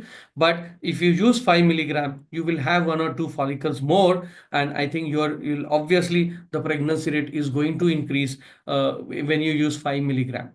Now, another question that always literature discussed about, whenever you want to use clomiphene as ovulation induction drug, give metformin. It gives you better drug, right? What about letrozole with metformin? Can we give that letrozole with metformin, or just letrozole is sufficient? So this is very important question, and this was another study, and this was in 2016, and when it was compared letrozole with metformin versus clomiphene with metformin, small size study, retrospective nature of the study, that are the limitations, but they found that with letrozole with metformin, thickness was better instead of clomiphene and metformin. If you look at the pregnancy rate at first induction cycle, it was 17% with letrozole plus metformin, and it was only 6.4% with clomiphene metformin. If you look at 1, 2, 3 cycles, at the end of 3 cycles, again, it was significantly better with letrozole with metformin. So it gives us clear idea that even if you have a patient who's PCOS, having insulin resistance and infertility, and you want to plan ovulation induction, but she is an insulin resistance patient, you must give metformin, and then you can, after metformin consumption, you can start ovulation induction with letrozole. How you will start? So this is a good protocol in a diagrammatic way. where you will give letrozole 2.5 to 5 milligram, totally your choice. I always feel that to begin with, you start a first cycle with 2.5 milligram per day. Depending on her first cycle, if she doesn't consume, you can modify your second cycle protocol. So you start from second day, preferably start and particularly on second day. It will help you for a better follicular growth, and give it for 5 days, and you keep monitoring from 7th day, and depending on the size of the follicle. And once the follicle is 18 to 19 millimeter with Doppler showing a good flow, you can give SCG trigger and then do a IUI. Now, this is another protocol for IUI, which was given for like a low dose FSH, but I think this consumes lot of injections and lot of gonadotropins. So I think this is not the preferred right now drug, because it consumes lots of gonadotropins. The duration of stimulation is higher. So another protocol which was, once the letrozoles, for example, any PCO patient, you have given a letrozole 2 IUI cycles, 2 ovulation induction cycles. If she ovulated but did not get pregnant, another 2 cycles you can plan with letrozole along with HMG. Now, this is something which is not given in guidelines. This comes with the experience-based guidelines. Okay, that says that if you give letrozole for 5 days, followed by gonadotropins right from 7th day, like in a 75 IU or 150 IU daily till the day of SCG, means you are giving daily HMG. And here you will typically see that you will have at least 2 dominant follicles into this protocol, which is good because it is going to improve our clinical pregnancy rate. Now, I have another suggestion, which comes from my own study. That is, what we do is we give oral contraceptive pills for 1 cycle, followed by we start from the second day letrozole, but we give only for 2 days. So we take advantage of pushing this FSH level just beyond threshold, so that at least 2 or 3 follicles will get recruited, and then from 4th day onwards we add HMG or gonadotropins in the dose of 75 IU or 150 IU, depending on the antral follicular count. Then we keep that FSH level, same level above the threshold, so we don't see any follicular atresia. And typically with letrozole, you always have 2 to 3 dominant follicular recruitment.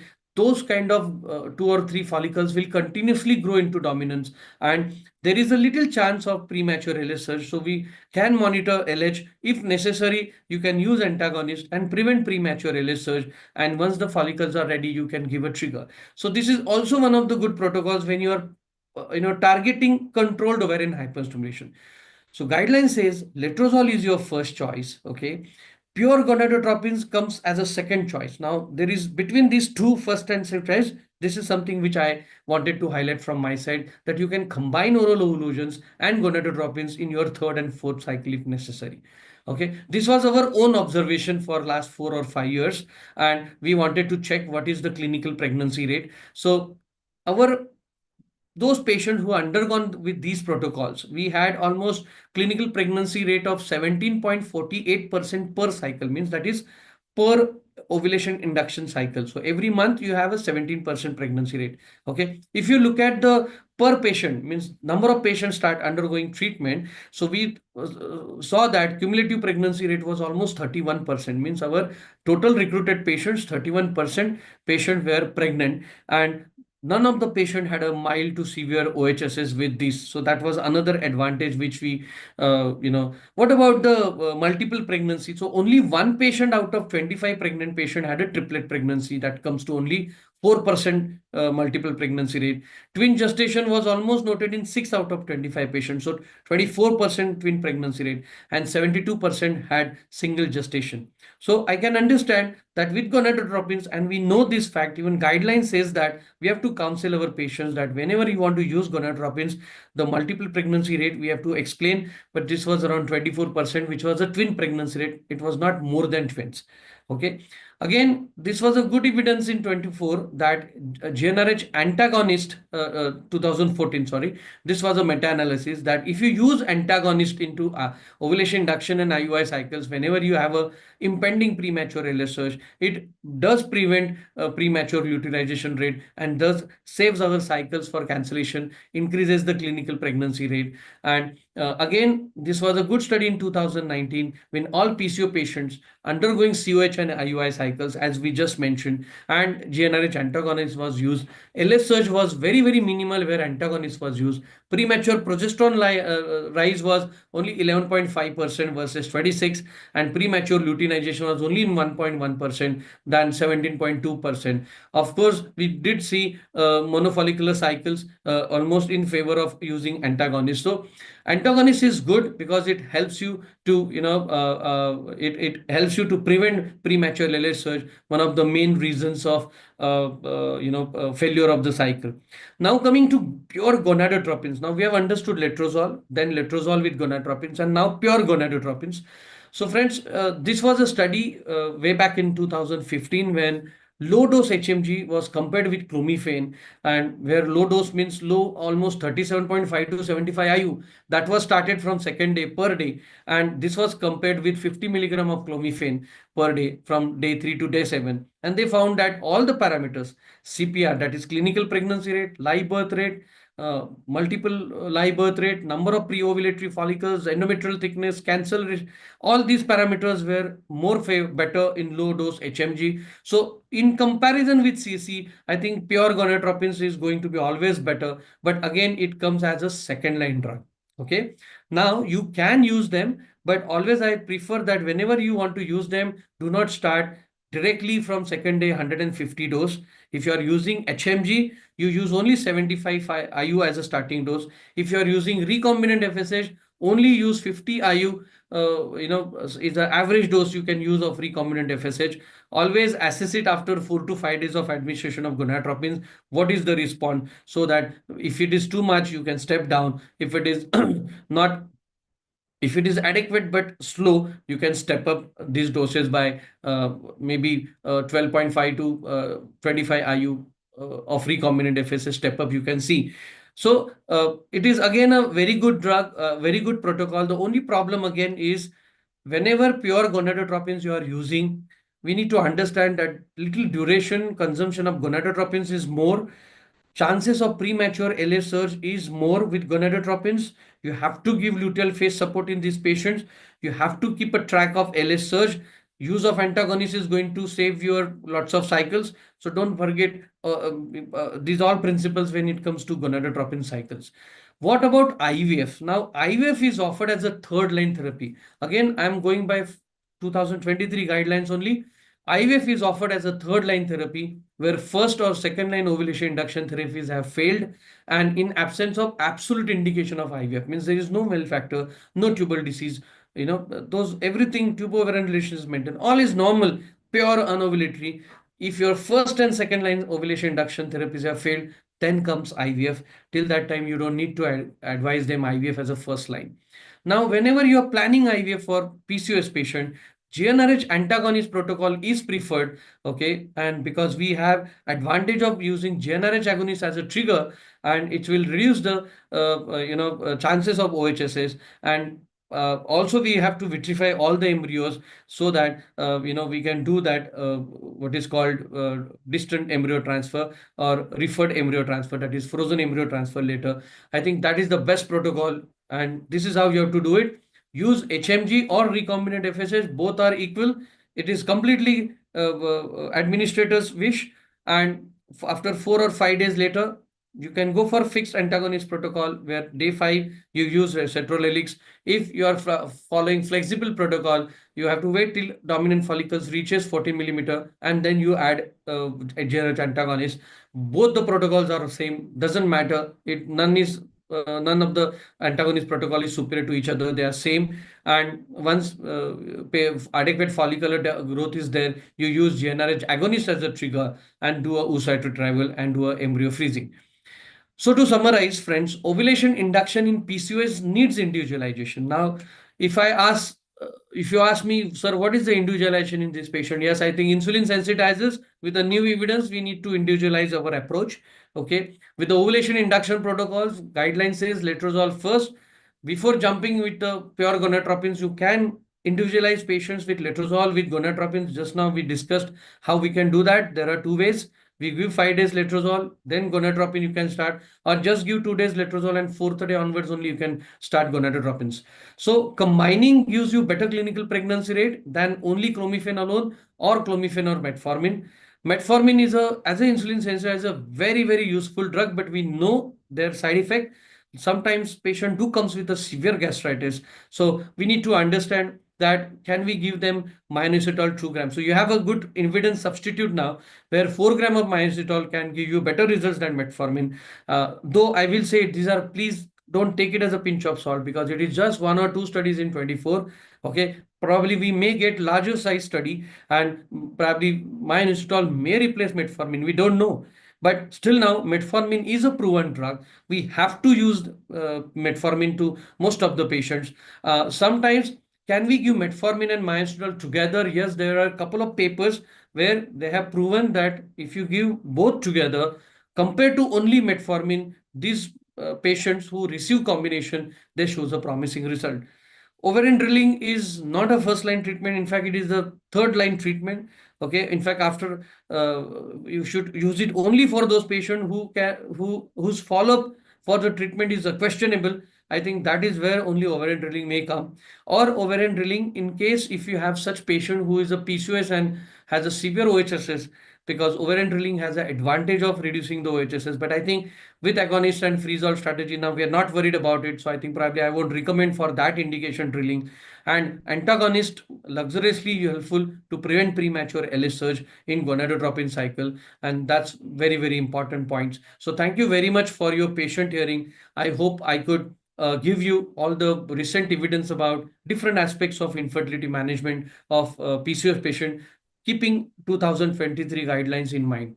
Thank you very much.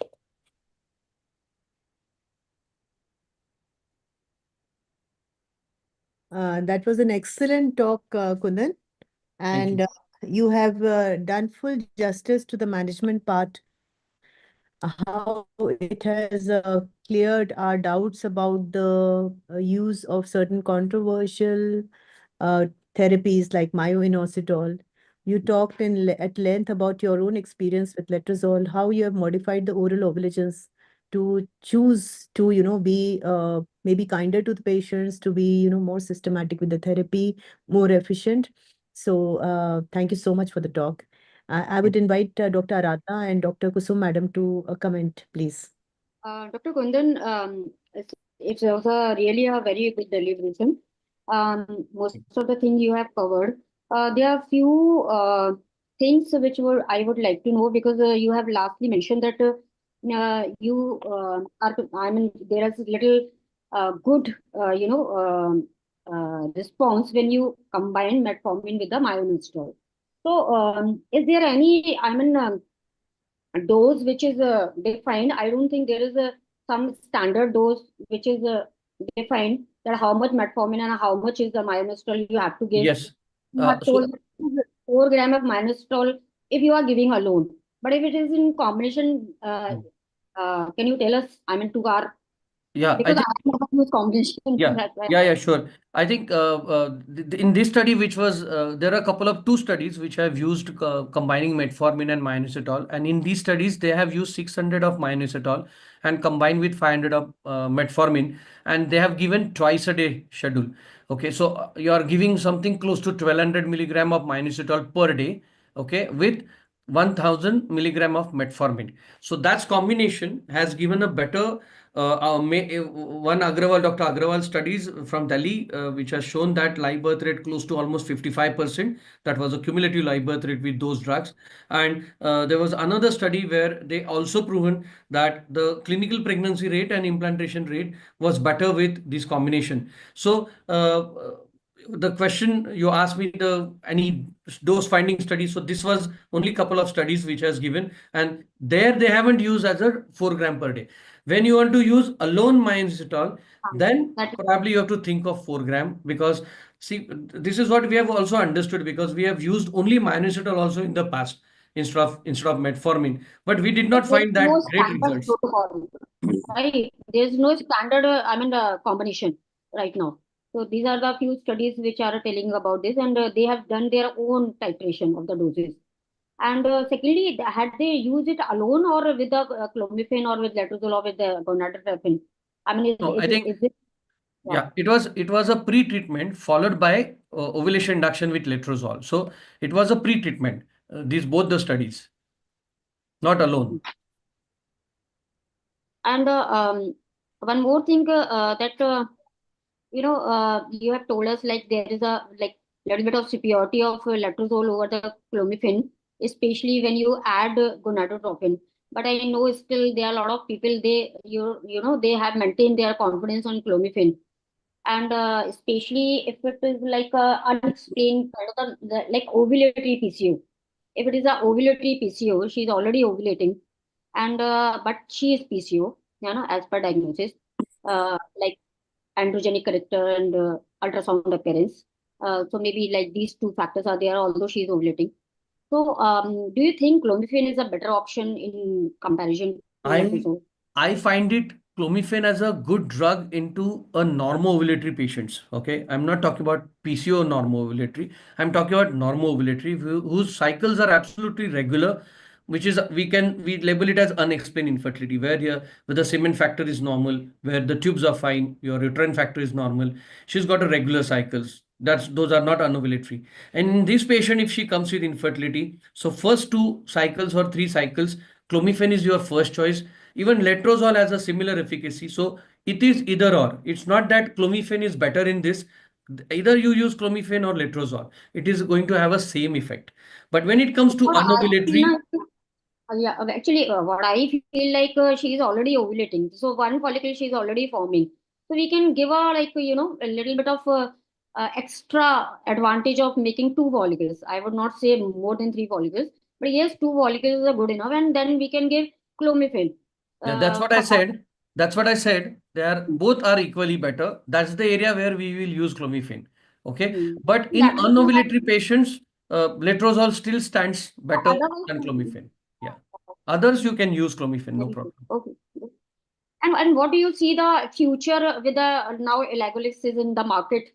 So let's talk about the new kid in the town, because previously, because of the cost factor, we were not using antagonists too much, and just for the postponement of the cycle. If you are like weekend, you want to save your Sunday. So now, what do you think? Would you like to give it regularly once it is like recommended for the NERT also? Right. Now, I think we need to understand, yes, that oral formulation is the biggest advantage than injectable, especially comes to elagolix and the cost, of course. But, right now, let me tell you especially those 4 studies, that is class 1, class 2, class 3, class 4, where elagolix has been studied in endometriosis patient.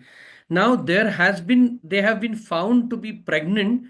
Certain patients were pregnant when patients were taking elagolix, and all 40 patients had a congenital abnormalities. Okay. So though it was not a part of study to assess this, but they found that elagolix used for endometriosis, patient conceived, all patients had a congenital anomaly. So it is not a safe drug for pregnancy. That is one thing which we need to understand. But now we need to explore this very properly, because we are using it in a follicular phase during your follicular growth, as we use injectables, where a washout time period of at least 10 to 12 days, or even in case of say freeze-all strategy, you have almost 6 weeks washout period. So probably it may not matter you, but unfortunately we do not have elagolix studied into IVF as a kind of a pituitary downregulation agent. So we don't have evidence yet. Okay, so there were only few case reports are there where they have used it. That's what I was about to say. So those are only case reports. So probably we need to do a prospective randomized control trial when for premature research or for the post this thing. Yeah, we need to study these 2 groups for the outcome. Specifically outcomes I'm talking about. Okay, we know cetrorelix outcome for sure. We have evidence. We don't have evidence the reproductive outcome and effect on pregnancy, especially the neonatal malformation. We don't have any evidence. So right now we need to plan something like this kind of prospective study and see. And because we need to tell the patient that we have something back of the hand, some evidence where it shows that elagolix and you got pregnant and there are all congenital anomalies. So we need to be very cautious. So we need to wait for this, and then only we will see whether it can be useful there. For the down regulation and other things, I think this is safe alternative and cheaper alternative. Sorry? For down regulation, for the like high LSH patients, or for to bring the patient into the batch IVF for like for first 3 days when to synchronize the cohort and other things. For these Yes, purposes, I I think think physiologically, yes. Physiologically, yes. It is a good drug, oral drug. You can use it for a short time. But I think still you need to do it, use it, develop that your is own what I experience. was asking the question there for the future point of view. Yes, I think right now we need we to can't. explore. It's a good area to explore. I think it might replace if it comes out that using and having that free pill-free time period probably may not give any congenital anomalies in the neonate. So yes, I think future we can look for that oral form of elagolix instead of injectable antagonist. Thank you. Thank you so much, Dr. Kundan. Thank you so much, Dr. Aradhana, for that interesting discussion. I'm sure, I think by the time next guidelines come on antagonist, we will probably be shifting to oral antagonist. But as Kundan rightly said, it requires lots and lots of studies before this phase 4 trials, actually bring the drug into the market for general use. So that brings us to the end of the session 2. Thank you so much, Dr. Kundan Ingle, for being a part of this and sparing your valuable time just so close to New Year for being with us and enlightening us. Thank you very much. Thank you, Monica, for inviting us. Thank you. Thank you, Dr. Aradhana. Thank you, Kusum Madam. And Kusum Madam, would you like to speak a few words? You are muted, ma'am. Kusum ma'am, would you like to speak a few words? Ma'am, आप muted हैं. Madam, आप muted हैं. Okay. Yeah. Thank you, Dr. Kundan and Dr. Monica also. First of all, I would really like to appreciate the way you have individualized every step of the treatment in cases of PCOS, right from how to take the help of GLP-1 receptor agonists in weight loss, because that is a real challenge, and use of every molecule one by one. But I want to ask you one thing, that you have said that most of the studies say that using 5 milligram of letrozole is giving better results than 2.5. So do you want us to use, because most of the molecules are 2.5 milligram preparations. So you use them in a BD dose or 2 tablets at one time? No, I won't recommend you as a first cycle. You should start with 5 milligram. I won't recommend that. You should. In later cycles. Yeah, in later cycle, you can give 2 HS tablets, that is 2 tablets together at bedtime or maybe after dinner for 5 days. So that I will suggest you to do that. Okay, one more thing I wanted to ask you was, suppose the patient has conceived, for how long would you like everyone to continue to use myo-inositol or metformin? Okay, I think guidelines are very clear until now that metformin do not help us to improve live birth rate. Once the patient is conceived, probably there is no role of continuing metformin or any myo-inositol right now. Okay, now if the patient has glucose tolerance test is purely showing insulin resistance, there's only one role of giving 4 gram of myo-inositol for a prevention of gestational diabetes. And that kind of even guidelines are there, consensus statements are there since 2018. Okay. So in that case, you can give 4 gram of myo-inositol continuously, and that is whole reason is to prevent gestational diabetes. But metformin has not been proven that it reduces miscarriage rate or it improves the live birth rate. That era is gone where we used to continue metformin till 12-13 weeks and then we used to stop it. So yes, previously we used to continue in first trimester. Yeah. So that is no role, and evidence is clear that we can stop metformin once we have achieved pregnancy. Okay, one thing I just what I generally do is, it is very easy to tell the patient to lose weight and come 2 kg or 3 kg per month. And what I advise my patients and what every patient is liking is, I tell her to take YouTube ideas for good salad recipes.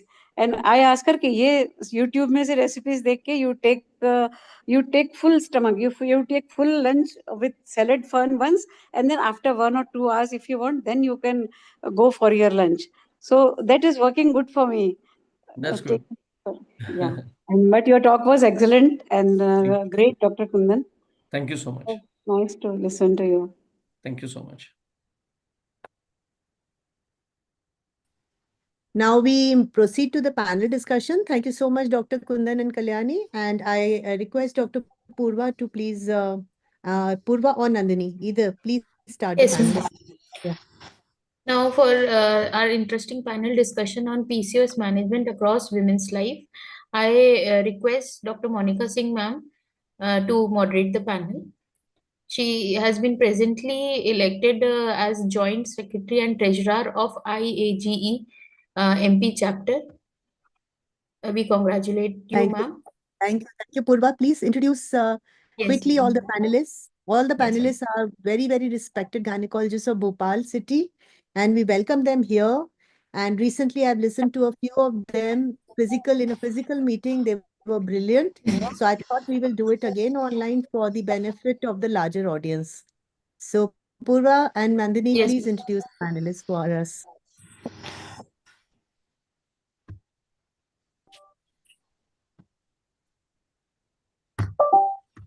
Hello. Am Yeah, I Purva. audible? Yeah, you're audible, Purva. Please start. For our first panelist, Dr. Akriti Jain, she is presently Associate Professor Chirayu Medical College Hospital, Bhopal. She is trained in ultrasound and is been trained in basic infertility. We welcome you, Dr. Akriti, for your valuable inputs. Thank you so much, Dr. Purva. Next. Next panelist is Dr. Anand Dora, sir. Sir is presented a professor of AIIMS Bhopal. He has presented in various papers at national and regional conferences. We welcome you, sir, for our panel discussion. Next, we have Dr. Bharti Singh. She could not join the panel, I think, due to some emergency. Next, Dr. Vishal. Next, we have Dr. Geeta Kathayat Rai. She is presently Associate Professor.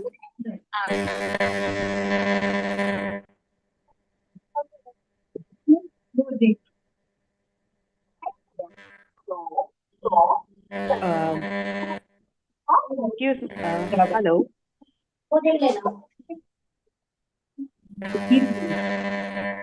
Hello. Yeah. Any problem? Any problem, Purva? Okay, I proceed, ma'am. Our next panelist is Dr. Geeta Kathayat, madam. Madam is presently the Associate Professor at RKMCHRC, Bhopal, and she has received the Women of Substance Award in 2023. Our next panelist. Our next panelist is Dr. Gunjan Chaudhary, madam. Madam is presently the Assistant Professor at CMC Bhopal. Moving to our next panelist. Dr. Isha Zubair, madam. Madam is a Director and IVF Specialist at Unique Hospital, Bhopal. We welcome you, ma'am. Our next panelist. Dr. Neha Tiwari, she is presently the Assistant Professor at GMC Bhopal, but she could not join due to her ill health. Next panelist, Dr. Nishi Mitra, madam. Madam is Professor at Ellen Medical College, Bhopal. We welcome you, ma'am. Our next panelist is Dr. Shivani Badal, madam. Madam is presently a consultant at Sagar Multi-Specialist Hospital in Bhopal. We welcome you, ma'am. Our next panelist, Dr. Sonal Jain, ma'am. She could not join because she is in journey. Moving to our next panelist, Dr. Shweta Agarwal, madam. Madam is Director presently at the Ashoka IVF Care Hospital. It's an honor to have you, ma'am. Welcome, ma'am, for the panel discussion.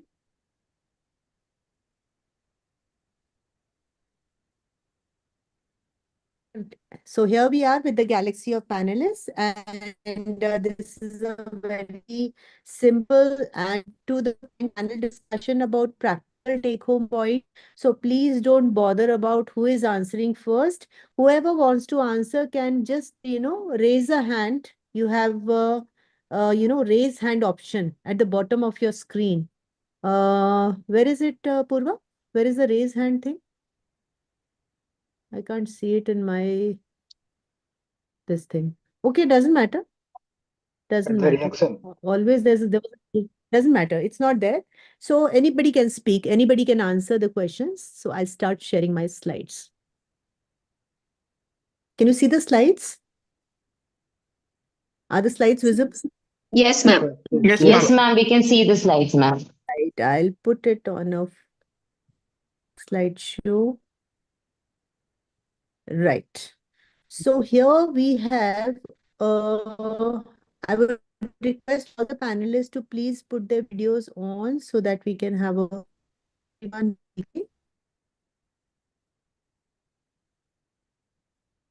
this case-based panel discussion, and in this discussion, Nandini and Purva are there with me to help me out. So we have the panelists already introduced to us. We welcome them all. And today we'll be speaking about the practical aspects of the international evidence-based guidelines for assessment and management of polycystic ovarian syndrome, which have been put together by all these bodies which are listed at the bottom. And the chief editor is Helena Teed from Australia. So these include 254 recommendations and practice points. Aim is to promote consistent and evidence-based care to improve the experience and health outcome in PCOS, because everywhere globally, women are still experiencing a delay in diagnosis and dissatisfaction with the care that is given to them. The prevalence is huge. We have a global prevalence of 10 to 13% internationally, and by Rotterdam's criteria, and it can go up to 30% in adolescents. So PCOS is affecting as many as 1 in 10 women. Maybe it's only it's 1 in 8, by the current standards. So what was the problem with the 2018 guidelines? The 2018 guidelines were good enough, formed very practically, evaluated across 6 continents by multidisciplinary doctors and the best available evidence. But the evidence behind the 18 guidelines was very low quality evidence. So now we have moved from consensus-based to evidence-based diagnostic criteria. That is the beauty of the 23 guidelines. 77 of these guidelines are evidence-based. 54 are consensus recommendations, and 123 are good practice points. So what they have basically, refined is they have come through to algorithms. We heard about Kaberi's talk. We heard in Kaberi's talk how beautifully and simply these diagnostic algorithms have been put to us. They have included AMH now only as an alternative to ultrasound in adults only. Ultrasound in adolescents is a strict no. AMH level is not compulsory. We are recognizing broader features of PCOS. For the first time, we are looking at metabolic risk factors, cardiovascular diseases, sleep apnea, psychosexual factors as a part of therapy. You are, working towards healthcare professional education. Everywhere you want to disseminate evidence-based information to the patient. You're promoting healthy lifestyle. Here, the consultant himself or herself is, motivated to speak to the patient. You are trying to give evidence of the medical therapy. If you're giving a choice of CC and letrozole to your patient, it is their right. It is the right of the patient to know from you that, madam, why are you prescribing letrozole and not CC? And of course, the fertility treatment has got to become cheaper and safer if you want the treatment to be evidence-based. So, Dr. Purva, please start the first case. Our first patient is a 16-year-old girl. She presents to the clinic with concerns about her irregular menstrual cycles. She reports that her periods have been irregular since menarche at age of 13, occurring every 2 to 3 months. She also mentions excessive hair growth on her face and body, which has been progressively worsening over the past year.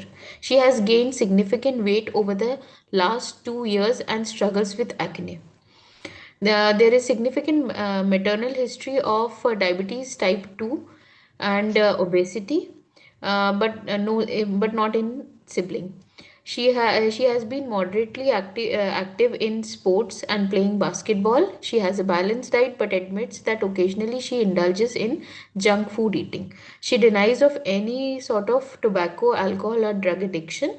On physical examination, Her height is 160 centimeter, weight is 70 kgs, and her BMI comes out to be 27.3 with normal vitals.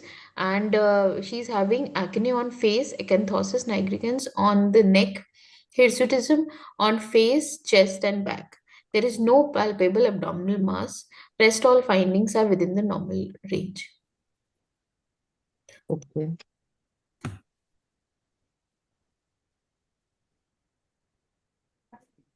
Yeah. So the first question to the panelists is, after listening to this discussion about the first case, she's an adolescent girl, that do you think in your clinical practice, the PCO percentage of patients, adolescent age group, is increasing, or is it just overdiagnosis? You're doing more ultrasound, you're doing more diagnosis, they are coming to you more often. What is happening? I think, ma'am, both things are correct. It is increasing. There is no doubt that PCO is increasing because of the sedentary lifestyle. But in adolescent, the radiologist people, they do the USG and they label it as PCOD. So patients having no complaints as such, and they come with a USG report saying that I have PCOD. So I think that using USG as the criteria, sometimes some people overdiagnose it. And we should know that in adolescent PCOS, the PCO morphology doesn't stand anywhere. So the incidence is no doubt increasing, but it is sometimes overdiagnosed as well. So, Dr. Nishi, so what do you think has become better for you as a clinician as far as the adolescent diagnosis is concerned? What does the new guideline give you in your kitty, which makes things very easy for That you? is, we don't have to go for USG. If a patient is coming to us with irregular cycles, as we know in adolescent PCOS, if she's having cycles more than 45 days, that is 1 to 3 years post menarche, or after 3 years of post menarche, more than 35 days of cycle, or any single cycle more than 90 days.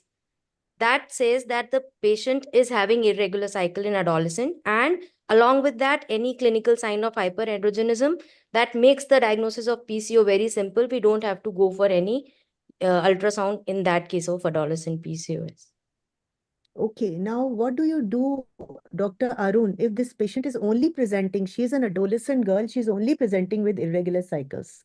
She has no feature of hyperandrogenism at all. How do you tackle her? How do you convince her that she's okay and she might be PCO or she might not be PCO? How do you label her?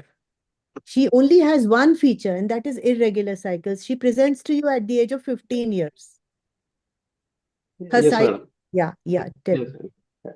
So only one features will not diagnose the PCOS, but it can be labeled as a likely PCOS. And other parameters also you have to check for it. And what already told that no sonography in adolescent, but I don't believe that one, because sonography will rule out other causes of oligomenorrhea and amenorrhea. So to rule out the Sonography, Dr. Arun, sonography is advised. If you feel that you are suspecting some other pathology besides PCO, ultrasound is recommended. It is not that ultrasound is not recommended, but you need a definite indication. Yes, ultrasound will rule out other causes of oligoamenorrhea, and it is not a diagnostic criteria for the diagnosis of PCOS in adolescent. That's So what I this want. girl, where only one feature is there, either irregular cycles or hyperandrogenism, just mention in your case sheet or just mention in your medical records that she is at risk of PCOS. So just make a box around that, at risk for PCOS. Now, this girl has shown you at 15 years. When she goes to another clinician at 19 or 20 years in another city, probably where she's studying or something, they'll come to know that this lady who has come to us was labeled at risk because of this reason. Now, at the age of 20 years, probably they will decide upon an ultrasound. Okay. So this is actually made because I have done n number of sonographies for adolescents. In the last, 20 years, 25 years of my practice, 2011, 2015, 2018, we were always doing ultrasound, and I was struggling because first of all, these girls are little obese and chubby. Second, they're all wearing those tight jeans and everything. So you struggle to keep the transabdominal probe. Then you get a very poor vision. And then these ovaries usually appear multicystic. So the multicystic ovary of the adolescent girl, confuses you with a polycystic morphology, which is actually not there. Okay.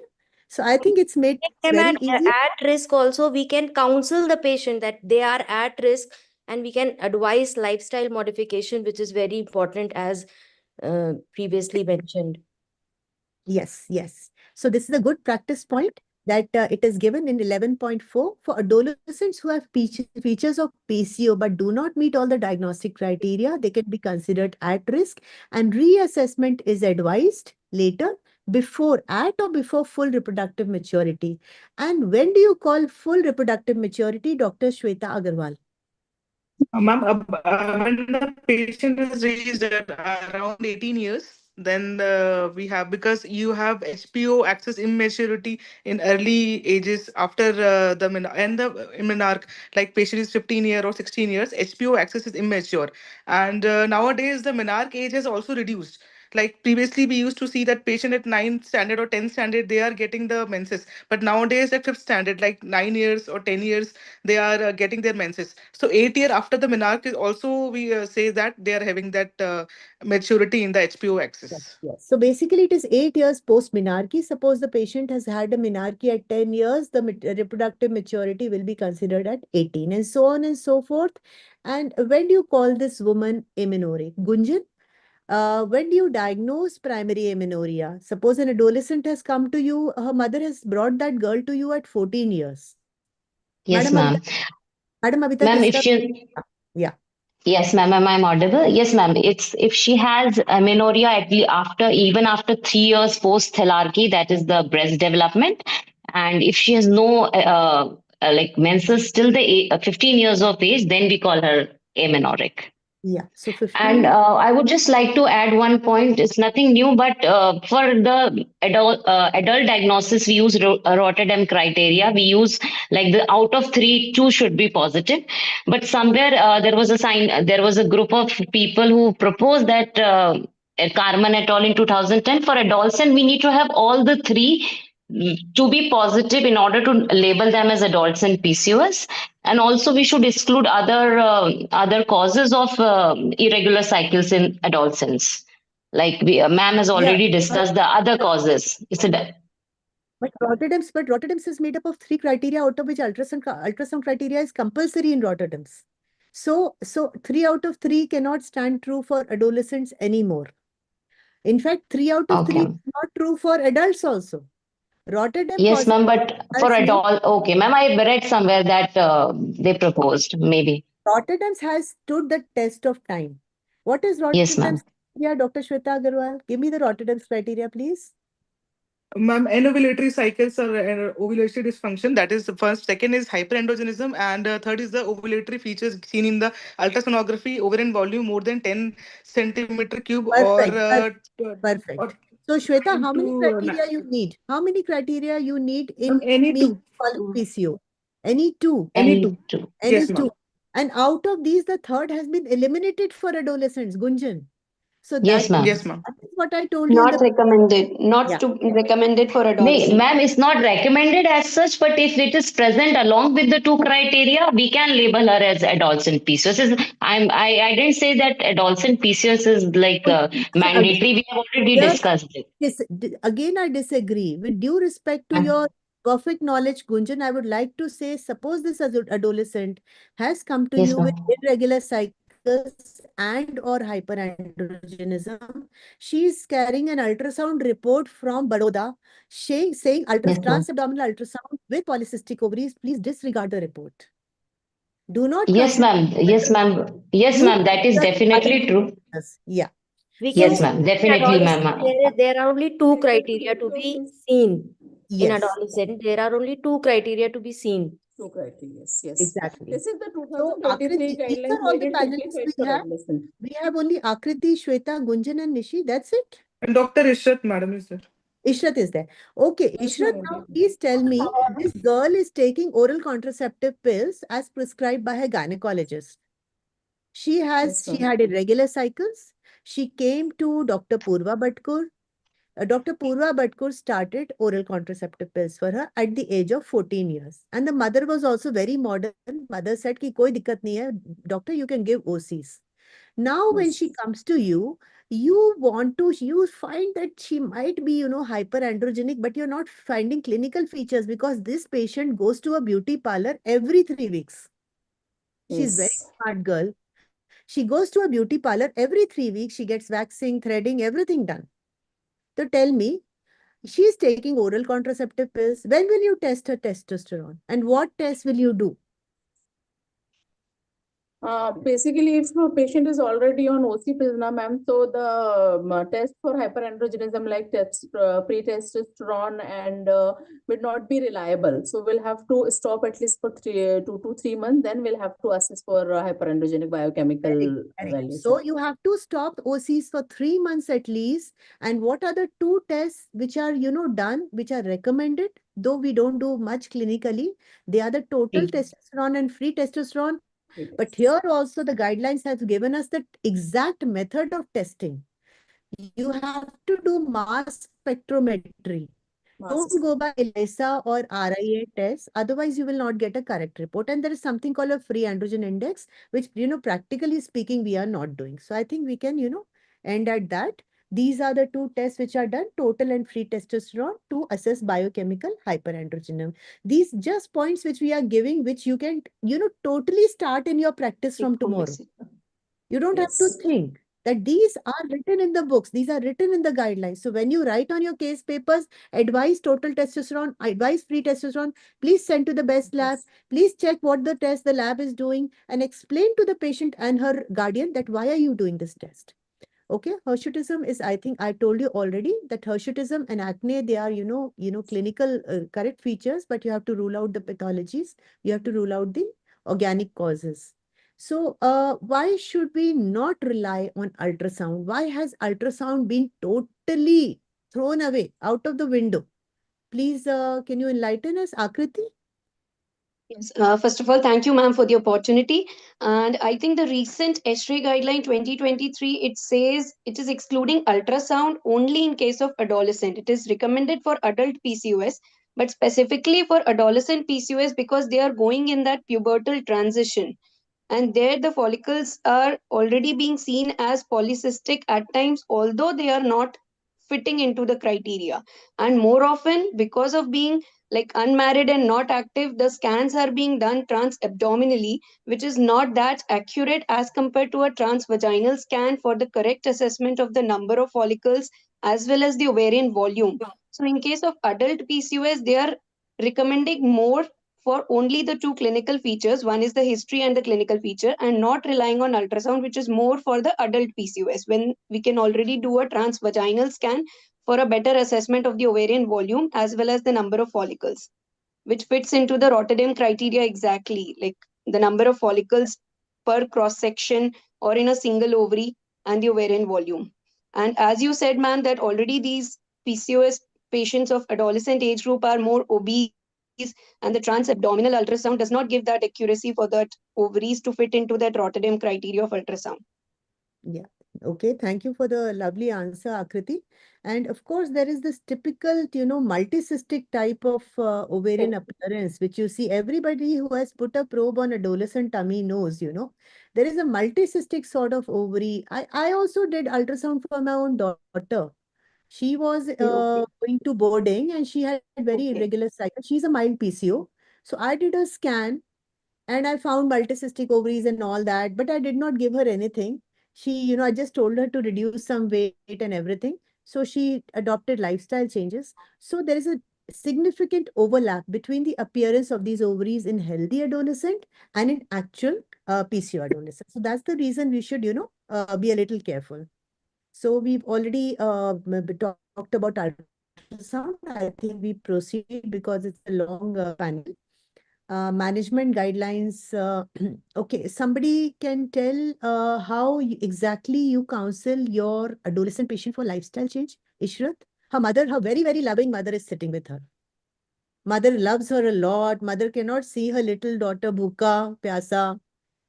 And this daughter is getting lot of pocket money, and she has got free like gym. She has, access to gym. She has got access to everything, music.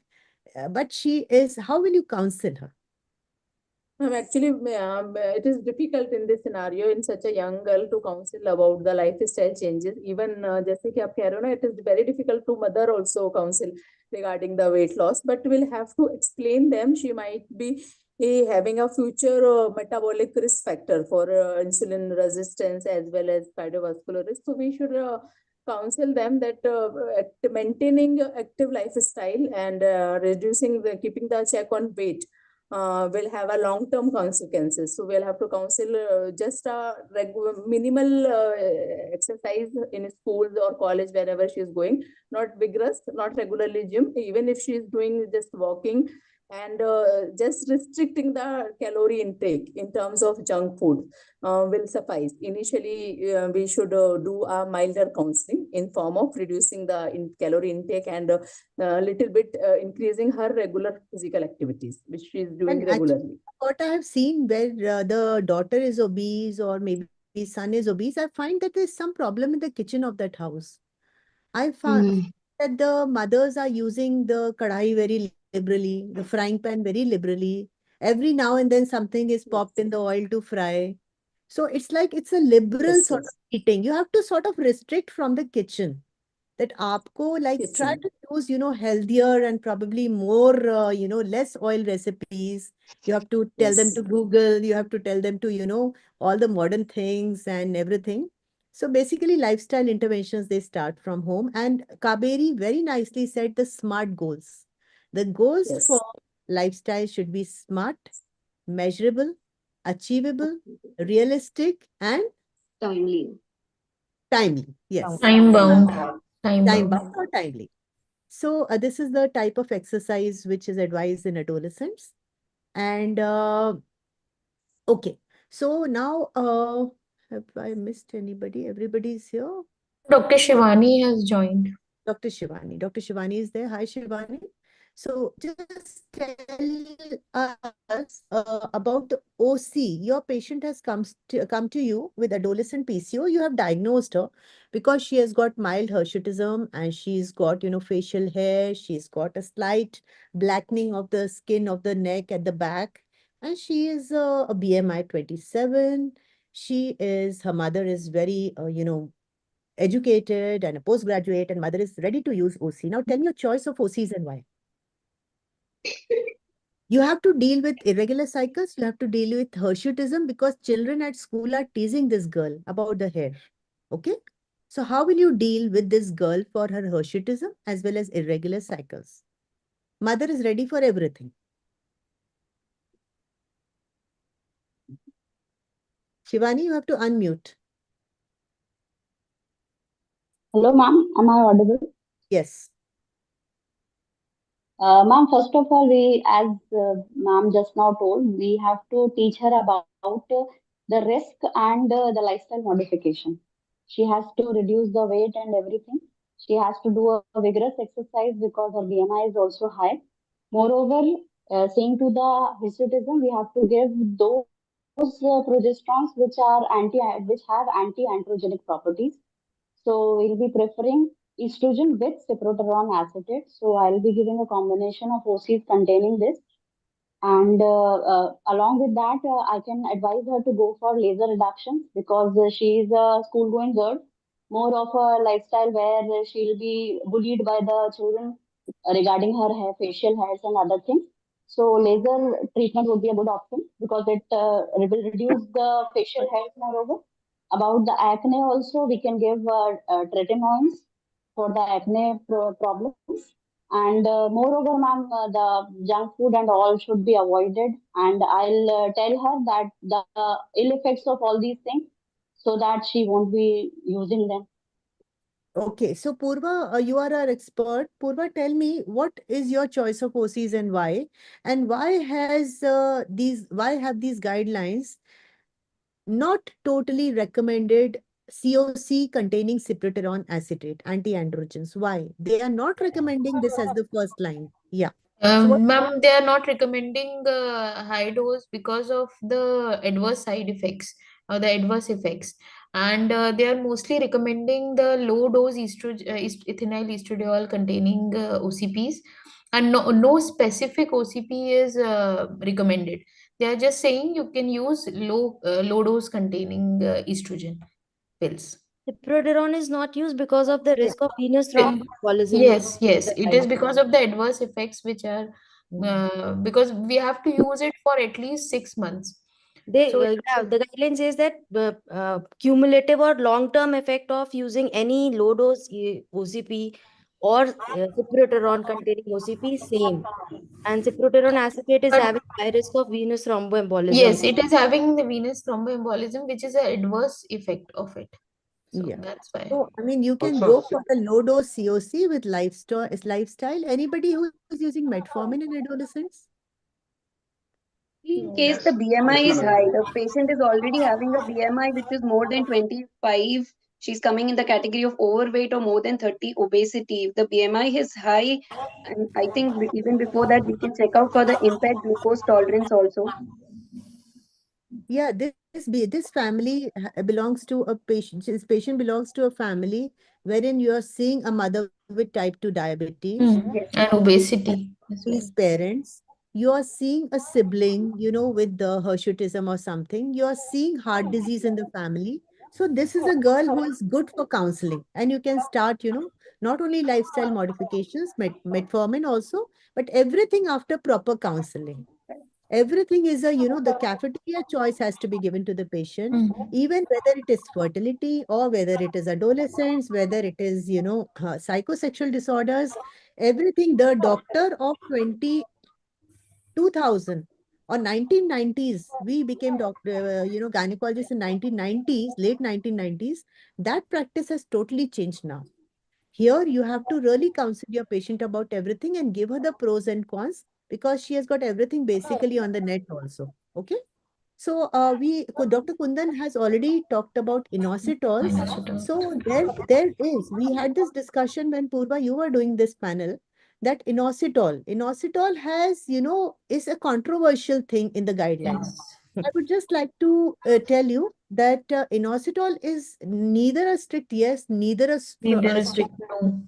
I would like Dr. Akriti to comment on inositol, if she has any experience or if she has read about it. Actually, the recent guidelines are mentioning about that different inositol either alone or in combination.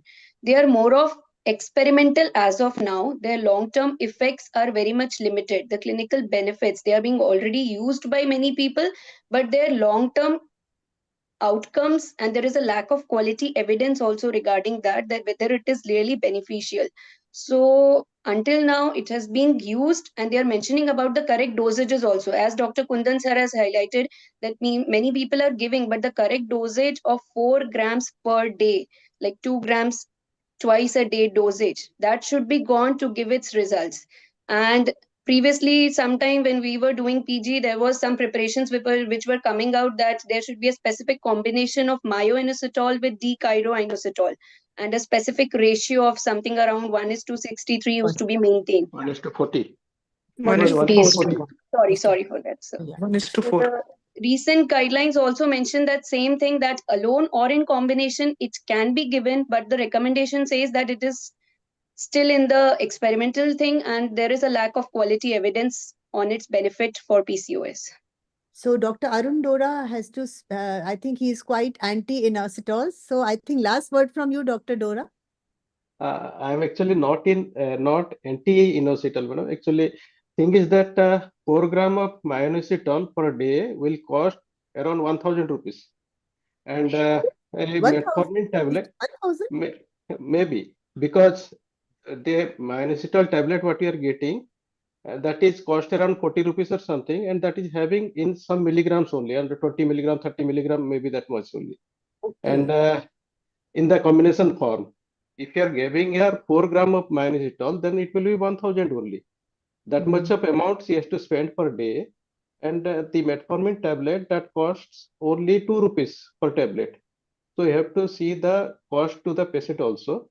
And we are not having any definite evidence that myoinositol is working better than metformin, or it not having any beneficial effect on the reproductive outcome. Then that's why I am not so much for of myoinositol until we are getting any beneficial effect, proven beneficial effect. That's what only I wanted to tell. Point taken, but I have some difference about the cost. I will get back to you about the exact cost of Yes, ma'am. myoinositol in government clinics as well as in private this thing. But all said and done, it's a good practice point that the women's personal goals and preferences should always be considered whenever we discuss these complementary therapies. That is the Okay. point to be considered. Yeah. Mhm. So we all know that 100% of the women with PCOS are fighting a daily battle, which nobody can see except themselves. Okay, so we have to consider be very, very empathetic and sympathetic with these patients. So hyperandrogenism, I think we've already dealt with. We have done all these scores which are clearly theoretical. So I think we can skip this. The Ferriman-Galway, and there's another Ludwig score also. OCs containing anti-androgens, why are they risky? Dr. Nishi and Dr. Purva have told us. And these are a couple of pictures. Long-term health issues you have to tell the girls when they come to you. But I was having a talk with my kids the other day. They talk very less. You can understand both my kids are above 20, so they have no time to talk to mom and dad. But sometimes I do talk about, what is the current trend amongst you youngsters. So they said, Mama, something very good. These young people, they are not nowadays, they are not smoking much. No, they are not drinking much, but they are smoking a lot. So they said that it's very nice. We are not taking alcohol, but we are smoking. And this I correlated with the adolescents in UK. My sister is here from UK. So I asked her, Wahan kya hai? So she also said, there also adolescents are now drinking less, but they are smoking more. So just, the lifestyle and everything. So we come to case number 2 now. Nandini, can you take the second case, please? Is she there? No, ma'am, she's not there. I'll just Purva, take the second case. Yes. yeah. Moving forward to our next case, a 29-year-old woman and her partner are seeing the gynec OPD for primary infertility. The partner has no previous medical history to note, but he's an alcoholic addict, and he drinks about 8 units of alcohol per week and does not smoke. He works as a hotel manager.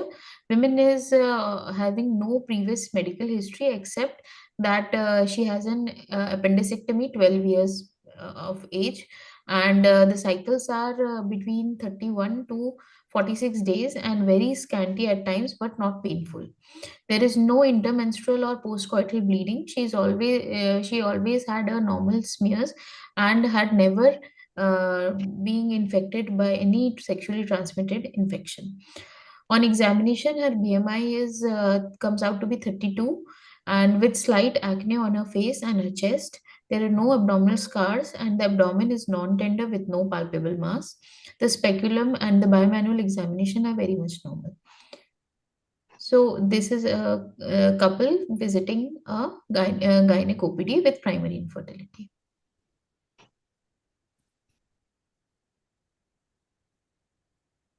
Ma'am, you are muted. So Dr. Nishi, Dr. Dora, both of you are, very senior. So please tell us, how will you deal with such a woman? This patient is having high BMI, and cycle length is also in the oligomenorrheic range. And she came for the primary infertility. So first thing is that lifestyle modification, decrease in the body weight, exercise, that should be there. That should be advised first. And if the question is taken, the criteria for diagnosing endometriosis is already taken. Any 2 criteria after the 3 of the rototom. And here in this case, first thing is that she should lose her weight. She should come in the normal BMI, and then we should look for the whether she is having regular ovulation or not. Then if not having, then you can go for ovulation induction, and that should be the priority. And before that, you have to exclude all other causes of infertility like male factors, all these things you should check it. That's all. Thank you. Yeah. So a few points have to be added here. It's there on the screen. Nishi, would you touch upon these points? When you come, you come across a patient who is having irregular cycles. She has come to you like day 60 of cycle, day 65 of cycle. Will you give her straight away progesterone for withdrawal? What will you check? You're muted, dear.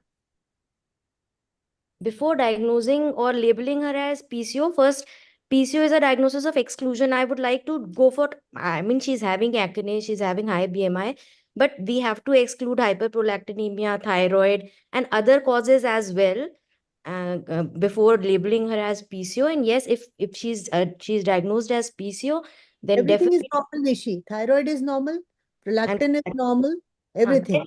then we will label her as PCO because she's having acne, and we'll get an ultrasound done, and that will show the PCO morphology. And then definitely we'll reassure her. We will tell her about the preconception factors which she has to correct before we can start on the treatment. That is, decrease the BMI, because that will increase her fertility as well as the obstetric outcome, which we know. And then we will give her the treatment options, where we know that the first line is obviously, as told in the previous lectures, that it is letrozole, along with that metformin, as sir has said. And now we are getting promising things about myoinositol. So definitely, as sir said, we can do a pre-treatment because she's a high BMI patient. So we can do a pre-treatment with metformin and myoinositol before starting her on letrozole. So that will be our first line of management. And definitely lifestyle modification has to be there, which is very, very important. So you have to reassure. These guidelines have become softer. These Yeah. guidelines have become more like patient friendly. So this woman has to be reassured. They come sometimes totally hopeless and distressed that I'll never become pregnant. So you just have to explain to them you can become pregnant on your own with lifestyle modification or with little bit of assistance. There is no rocket science to make you pregnant. Of course, you start her on all the vitamins. Always exclude a pregnancy. There is many a time we have seen a patient come with amenorrhea 2.5 months. You put a TVS probe and you see a sac. Especially if this woman has been taking off and on ovulation induction agents, and especially after a DHL, a laparoscopy or something, they do a few drills. Now, I am not propagating LOD at all. But sometimes you do a laparoscopy, you do those 4 beautiful drills on both the sides, you leave the patient and you tell her, okay, you come after 1 or 2 cycles, and she comes pregnant. So probably that ovulation cycle sets in. And whenever you start oral ovulation inducing agents, always explain the cafeteria available to the patient. Tell her which drug I'm using, why I'm using, what are the side effects. And always, if at all you find in any patient, especially those working in Gandhi Medical College, AIMS, where you have no, sort of liability to be responsible for anything, you have to record the congenital anomalies. Any patient on ovulation induction and you find an anomaly, please record and report, because that is going to go into the data for a long time. So somebody was telling us, Akriti was telling us about FNPO, follicular number per ovary, follicular number per section, and ovarian volume. What are these and how are they useful? And what do you do practically? What they're recommending in the revised consensus Rotterdam criteria, it is being mentioned that preferably always a transvaginal ultrasound should be done.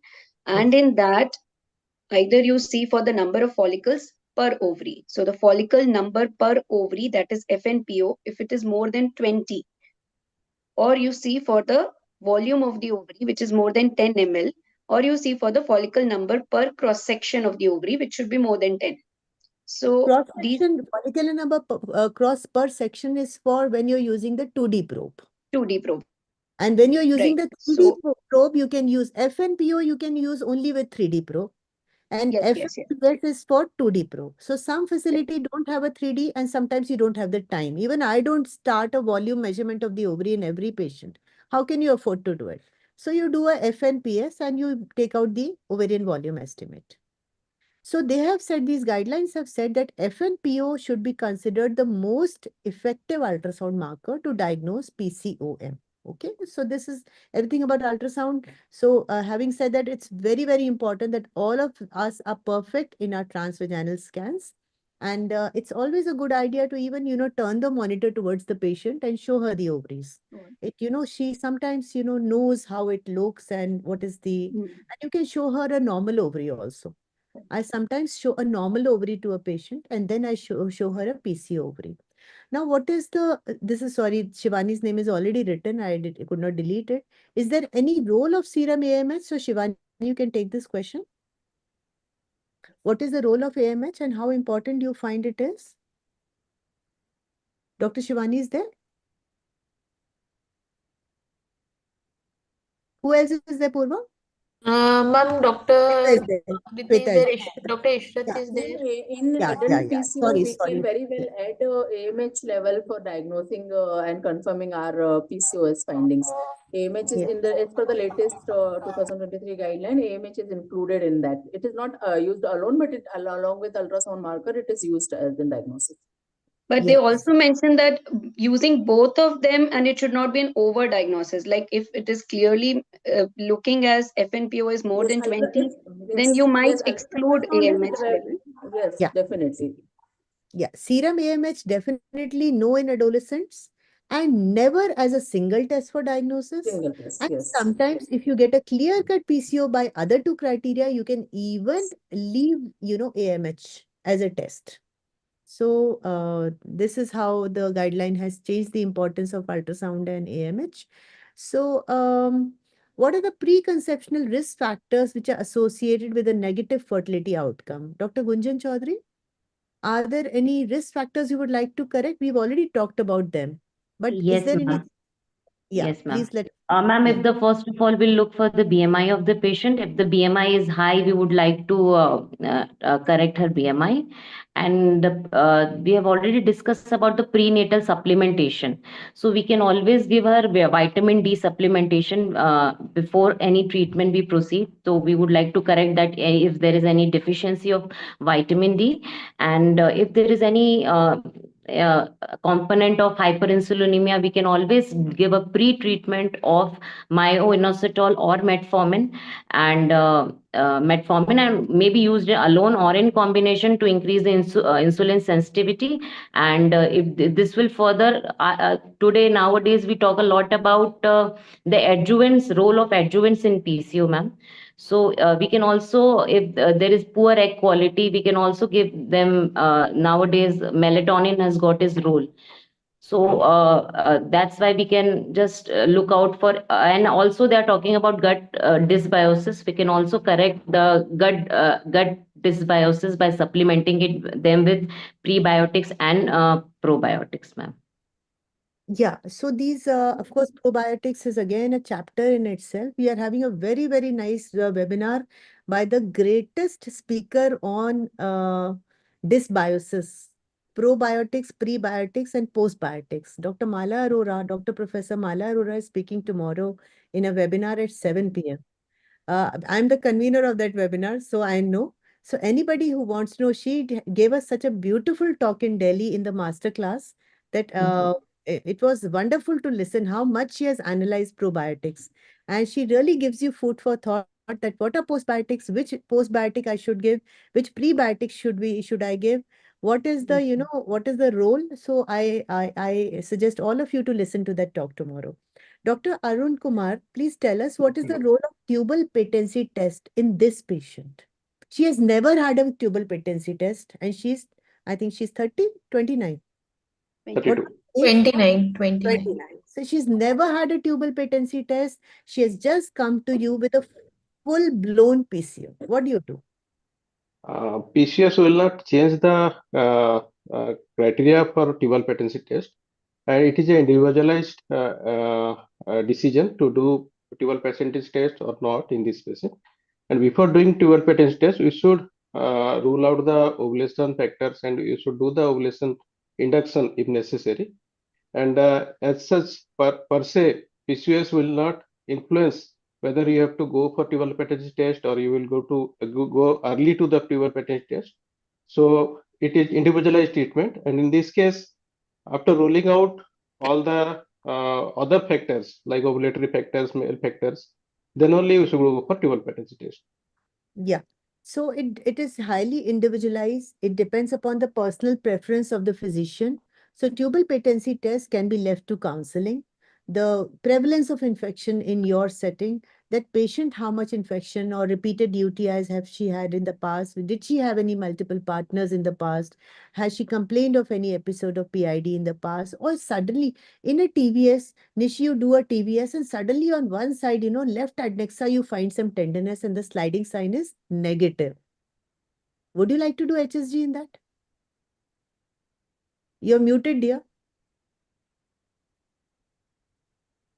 No, ma'am, if I'm suspecting an adnexal mass, that means she can be tubercular as well. No mass. There is no mass. You have put your TVS probe. Nicely, you go to the posterior fornix. You see the uterus, everything. You go to the right adnexa. You see a nice right ovary. Sliding sign positive. Left side, you find the left ovary adherent to the left uterus. Patient winces a little. And then start ovulation induction. Patient is not ready offhand for laparoscopy. Would you do an HSG? If she's having adherent ovary, I'm finding adherent ovary, she might be a case of endometriosis then. No. Adherent ovary doesn't mean endometriosis. I think we are diverting from the Ma'am, it could be PID or something. Yes, what I wanted to say, Nishi, was that this woman just has, some tenderness or maybe some sort of adhesion in the left adnexa. She's not having a freely sliding ovary.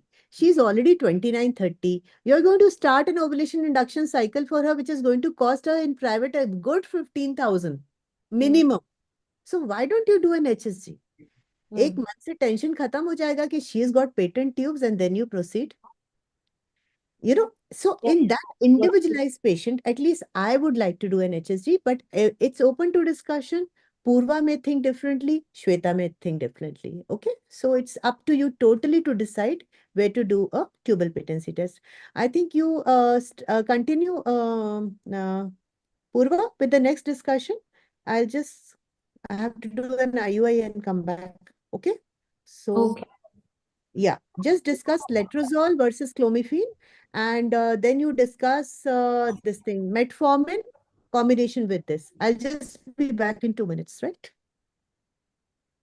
So moving forward, letrozole is preferred over the clomiphene citrate according to the guidelines. So Dr. Arun, why we have preferred the letrozole over clomiphene citrate? So letrozole is having a high ovulation rate and live pregnancy rate. So take-home pregnancy rate is more with letrozole. So that's why it is preferred. And although it is not approved by FDA, not approved by many other organizations, still it is having advantage over the clomiphene citrate. The side effects wise, if you see both the letrozole and clomiphene citrate are same, and live pregnancy rate is more. That's why letrozole is preferred. Sir, is there anything would you like to tell about the endometrium in the bone? Yes. Clomiphene citrate is having the effect on the endometrium. That means it is anti-estrogenic at the endometrium, and letrozole is not having that effect. So for the optimum conception or implantation, endometrium should be properly formed. So at least more than 7 mm. And letrozole having the advantages over the clomiphene on that aspect. So in lifestyle modification, we have introduced metformin. So would you like to say something about metformin? Yes, metformin can be added with letrozole and also can be added with clomiphene citrate. So that is having some additive effect. So individually, letrozole and metformin may not be having that much of effect, but in combination, that is better than individual approach. Okay. And moving forward, in women with PCOS, is ovarian surgery effective in improving the fertility outcomes? Ovarian surgery means if you are thinking about laparoscopic ovarian drilling, Yes. so that should not be the first line. Mhm. Laparoscopic ovarian drilling should be done in those patients who are difficult to follow. Second thing, those ovarian volume is very high, that means the medulla is very thick or very bulky, and that is secreting much amount of androgen. So in that case, you can have the ovarian drilling to decrease the total androgen level from our body. So, is there any specific level of AMH for the ovarian drilling? So AMH should be more than 7 to recommend for ovarian drilling. Okay. So, moving forward to our last case, that is a 28-year-old woman with known PCOS, presents with a history of 2 consecutive miscarriages. She is currently 8 weeks pregnant and taking metformin. Ultrasound shows a viable intrauterine pregnancy with a gestation sac, which are corresponding to her dates. She is concerned about the miscarriage. So, how does the PCOS is responsible for the recurrent pregnancy loss? Anyone would like to take this question? Acha, we have gone to the next case, Purva. Yes, ma'am. We have moved on to the Okay, case. okay. Yeah. I just wanted to put one point. When sometimes we are confused whether to start metformin or not. Remember, when metformin is superior even to placebo. If you are giving metformin to your infertility patient with diagnosed PCO, you are definitely doing her some good. It will improve the live birth rate, clinical pregnancy rate, and overall pregnancy rate. Okay, so there is definite evidence behind it. And this is how metformin improves your ovulation induction. Not only it, synergizes with the ovulation induction drugs, it improves ovulation. It acts as an effective insulin sensitizer, corrects the hormonal imbalances. It is not a first line drug, so you have to tell the patient that it is working, very nicely with combination therapy with oral ovulagens as well as gonadotropins. It may improve menstrual regularity also. Especially when you use it with gonadotropins, you get reduced incidence of OHSS, and you have to give her the GI side effects, that everything. Now, this is another talk which I took in Fertivision, whether you combine CC with metformin versus compared with CC alone, or you combine CC with metformin versus metformin alone, you will get improved pregnancy rate. So metformin is one drug that 2 rupees per tablet, which is sort of a magic drug for PCOS. So Dr. Shweta can take this question. What precautions do you take when you start gonadotropins in PCOS stimulation, whether you're using for IUI or IVF? What are the precautions you take? What are the take-home messages you would like to give for gonadotropin use? Gonadotropins can cause OHSS in patients with PCOS, so we have to start with a low dose. Like we cannot start like we usually in IVF we start with the 350 or 300. So we have to see whether we can start with 150 or 225 IU of gonadotropins. And hello, am I audible, ma'am? Yeah, but your voice is breaking. If you are in a low Okay. connectivity area, please move to a better connection. Yes, ma'am. And in IUI, we can give gonadotropins for 3 days from 7 day onwards, 7, 8, 9. But in a low dose, gonadotropins is recommended in IUI as well. And we have to see if the multifollicular development is there, then we can abandon the cycle in cases of IUI. And in cases of IVF, if we are starting with a low dose, then we have to see the estradiol level. If it is adding more than 5,000, so we have to give the trigger, not SCG trigger, but other triggers like triptorelin can be given for avoiding the OHSS. And we should do the FET cycle more in cases of this when we are giving tropins in PCOS rather than doing a fresh transfer. Yes, and antagonist protocol we should use in IVF cases and antagonist protocol. Yes, ma'am.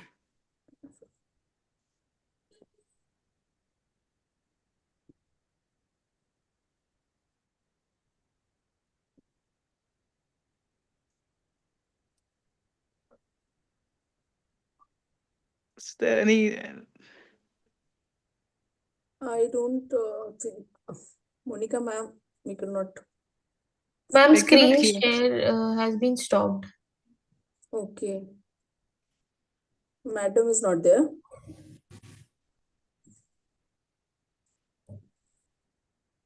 Purva, can you call ma'am? Ma'am is here only. Ma'am is there. Ma'am, I have. Screen has gone. One sec. I'll try to share again from the desktop.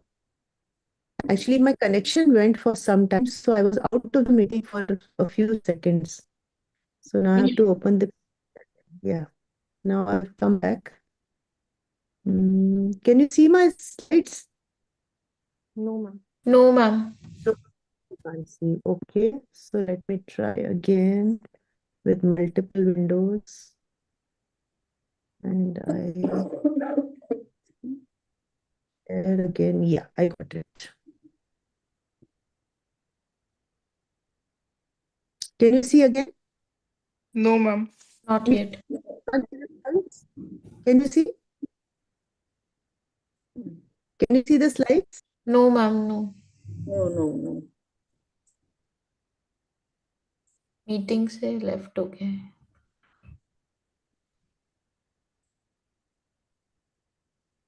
Region.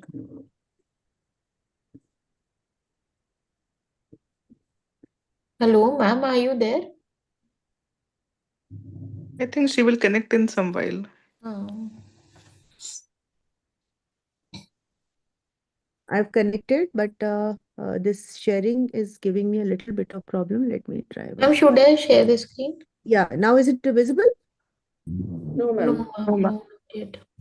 Not visible? No. Okay, then you share. Purva, please share. I'll stop share. Yeah.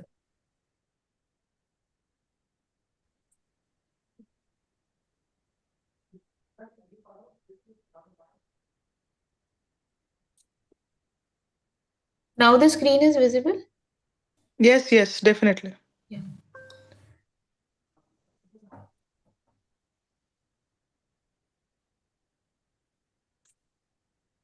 So, how does, ma'am, are you able to see the screen?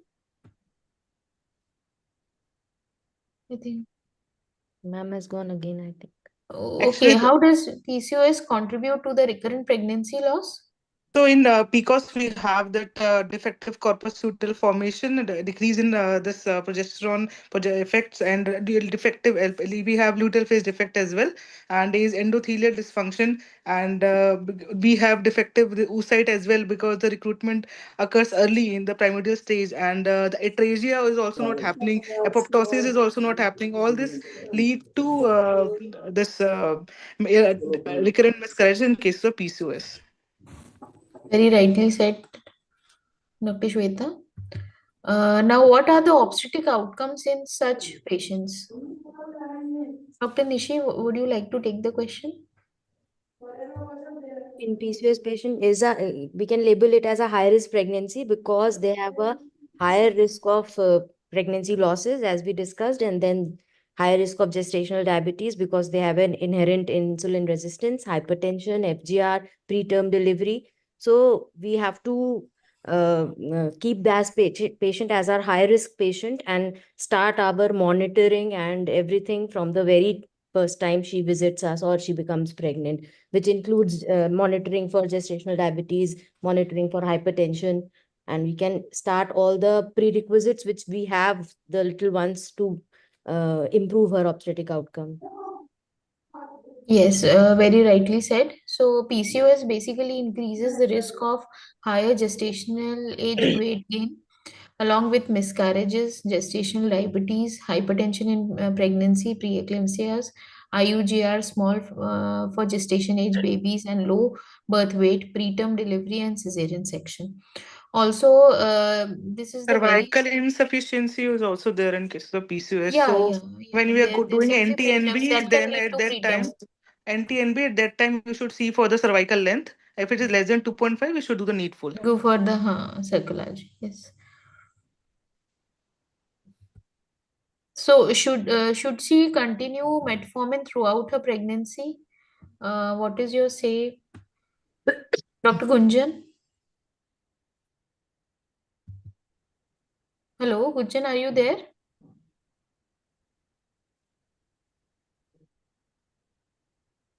Dr. Akriti, would you like to take the question? Regarding metformin, I think if she's taking it preconceptionally and has already conceived, I think we should just have a glucose tolerance also, ideally preconceptionally. And once, if she has already come with pregnancy and already on metformin, at the first visit itself, a glucose tolerance test should be done. And looking into her BMI, because we do not want, I mean, the normal weight gain is to be there, but excess gestational weight gain should not be there. So assessing according to the BMI and her glucose tolerance test reports. Based on that, we can continue metformin for a long time. Yes, very rightly said. It is basically the metformin in pregnancy of PCOS is not usually preventing gestational diabetes, late miscarriages, hypertension in pregnancy, preeclampsias, macrosomias. But yes, there is some role in preterm protection for preterm birth. There is definitely a role for this. So, what additional tests or treatments would you like to recommend to reduce the risk of pregnancy loss in such patients? Dr. Arun, would you like to take the question? Tests like glucose tolerance test can be done to see whether she is having over diabetic or not. And if it is there, then we have to treat it. So, are you asking about the patient which is not pregnant yet or already pregnant? She's pregnant. She's pregnant. But yes, if such a couple comes to you with a recurrent pregnancy loss and she's PCOS, so what are the tests you would like to do before So she conceives? okay, before she conceives. Yeah. So first thing is that she should be euglycemic. That means her diabetic status should be normal. That means glycemic status should be normal. That is the most first thing you have to see. Then her BMI should be appropriate, and she should take the folic acids. And no other systemic disease like collagen vascular disease, hypertension, metabolic syndrome should not be there before embarking on the pregnancy. Yes, sir. The point is very well taken. Now, so some take-home messages are that pelvic USG has no significance in adolescent PCOS. Irregular cycles along with hyperandrogenism are the key features of PCOS, and the long-term health risks should be considered and treatment should be given accordingly. This treatment, along with some emotional well-being, has to be taken into consideration in the management of PCOS. So, I would like to thank all my panelists for their active participation in the panel and very fruitful discussions on the recent guidelines. Thank you so much. Thank you, madam. Thank you. Thank you so much. Thank you so much. Thank you, Dr. Purva, and Thank you so all. much.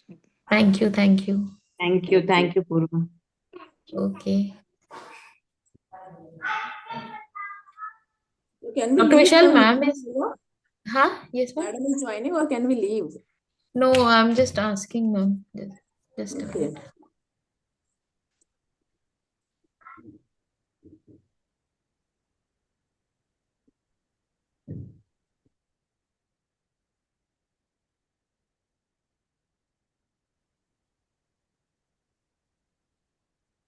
I think there is some network problem on her side.